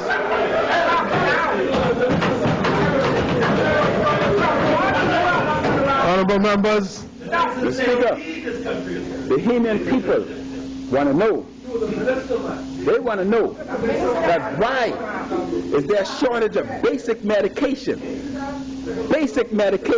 needed to treat sexually transmitted diseases, basic medication to treat pneumonia. That's what the Bahamian people want to know. The Bahamian people want to know, Mr. Speaker, why is it that mothers within our hospitals, because of the lack of basic medication, have to go out in the public sector and purchase medication for themselves and their family? The Bahamian people, Mr. Speaker, the Bahamian people want to know why the many doctors, honorable members, yes, the public health sector since honorable members, the chair wants to hear the member for Kalani. Mr. Speaker, Mr. Speaker, the Bahamian people want to know where Bahamian people want to know where is the doctor for Spanish Wells? Why the Spanish Wells has no doctor? Why is there no doctor in Steventon, Exuma? No doctor in South Andres? No doctor in San Salvador? And they say, Mr. Speaker, honorable members, Mr. Speaker, honorable members, they say that they believe in Bahamians. Honorable members. But Mr. Speaker, member for Kalani, can you believe? They say you just yield first. Right after this last Member for Kalani. Mr. Speaker, as at 1 o'clock, I would just make this last statement after. But before I leave, Mr. Speaker, I only want to say that they say they believe in Bahamians. Yes. They believe in Bahamians. Only their friends. But do they not believe in health care for these islands, for Spanish Wells, for Steventon, Exuma, for South Andres? They don't care. For San Salvador? They don't care. And you believe in Bahamians? Don't keep your hand like this, Prime Minister. Believe.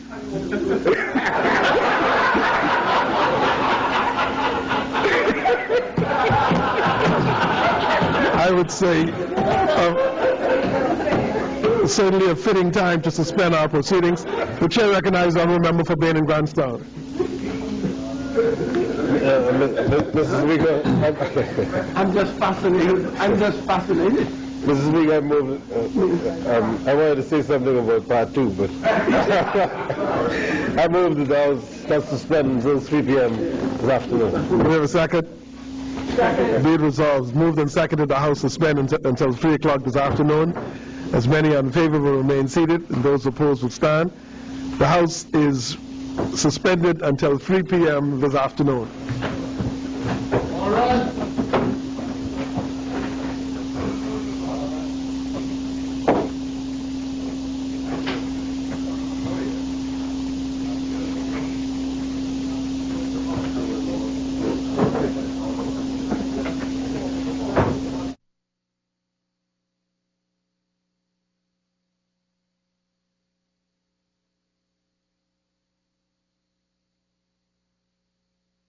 Ends this morning's session. We'll be back at 3 o'clock and ending in a very spirited manner.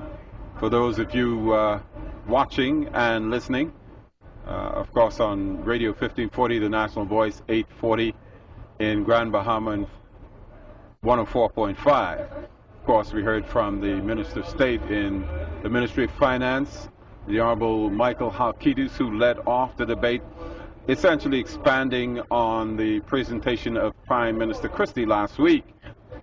And, of course, the bill seconded by the Member of Parliament for Tall Pines, and among the information revealed by Mr. Miller, the fact that BC, which lost, I think, an estimated $18 million a year ago, has already lost $12.7 million, little over $12 million for the first quarter of this year.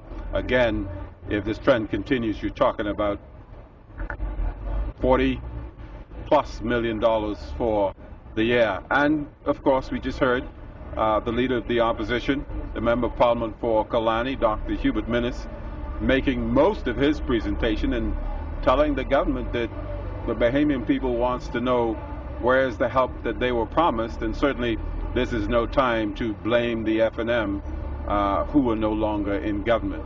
Again, we'll be back at 3 o'clock this afternoon, and this debate continues probably into the night, certainly into Wednesday morning. And so on behalf of the entire team down here, Peter Campbell, Valentino Bania, Mario Lightburn, Carla Palmer, and Cyan Thompson, I'm Anthony Newbold. See you at 3 o'clock this afternoon.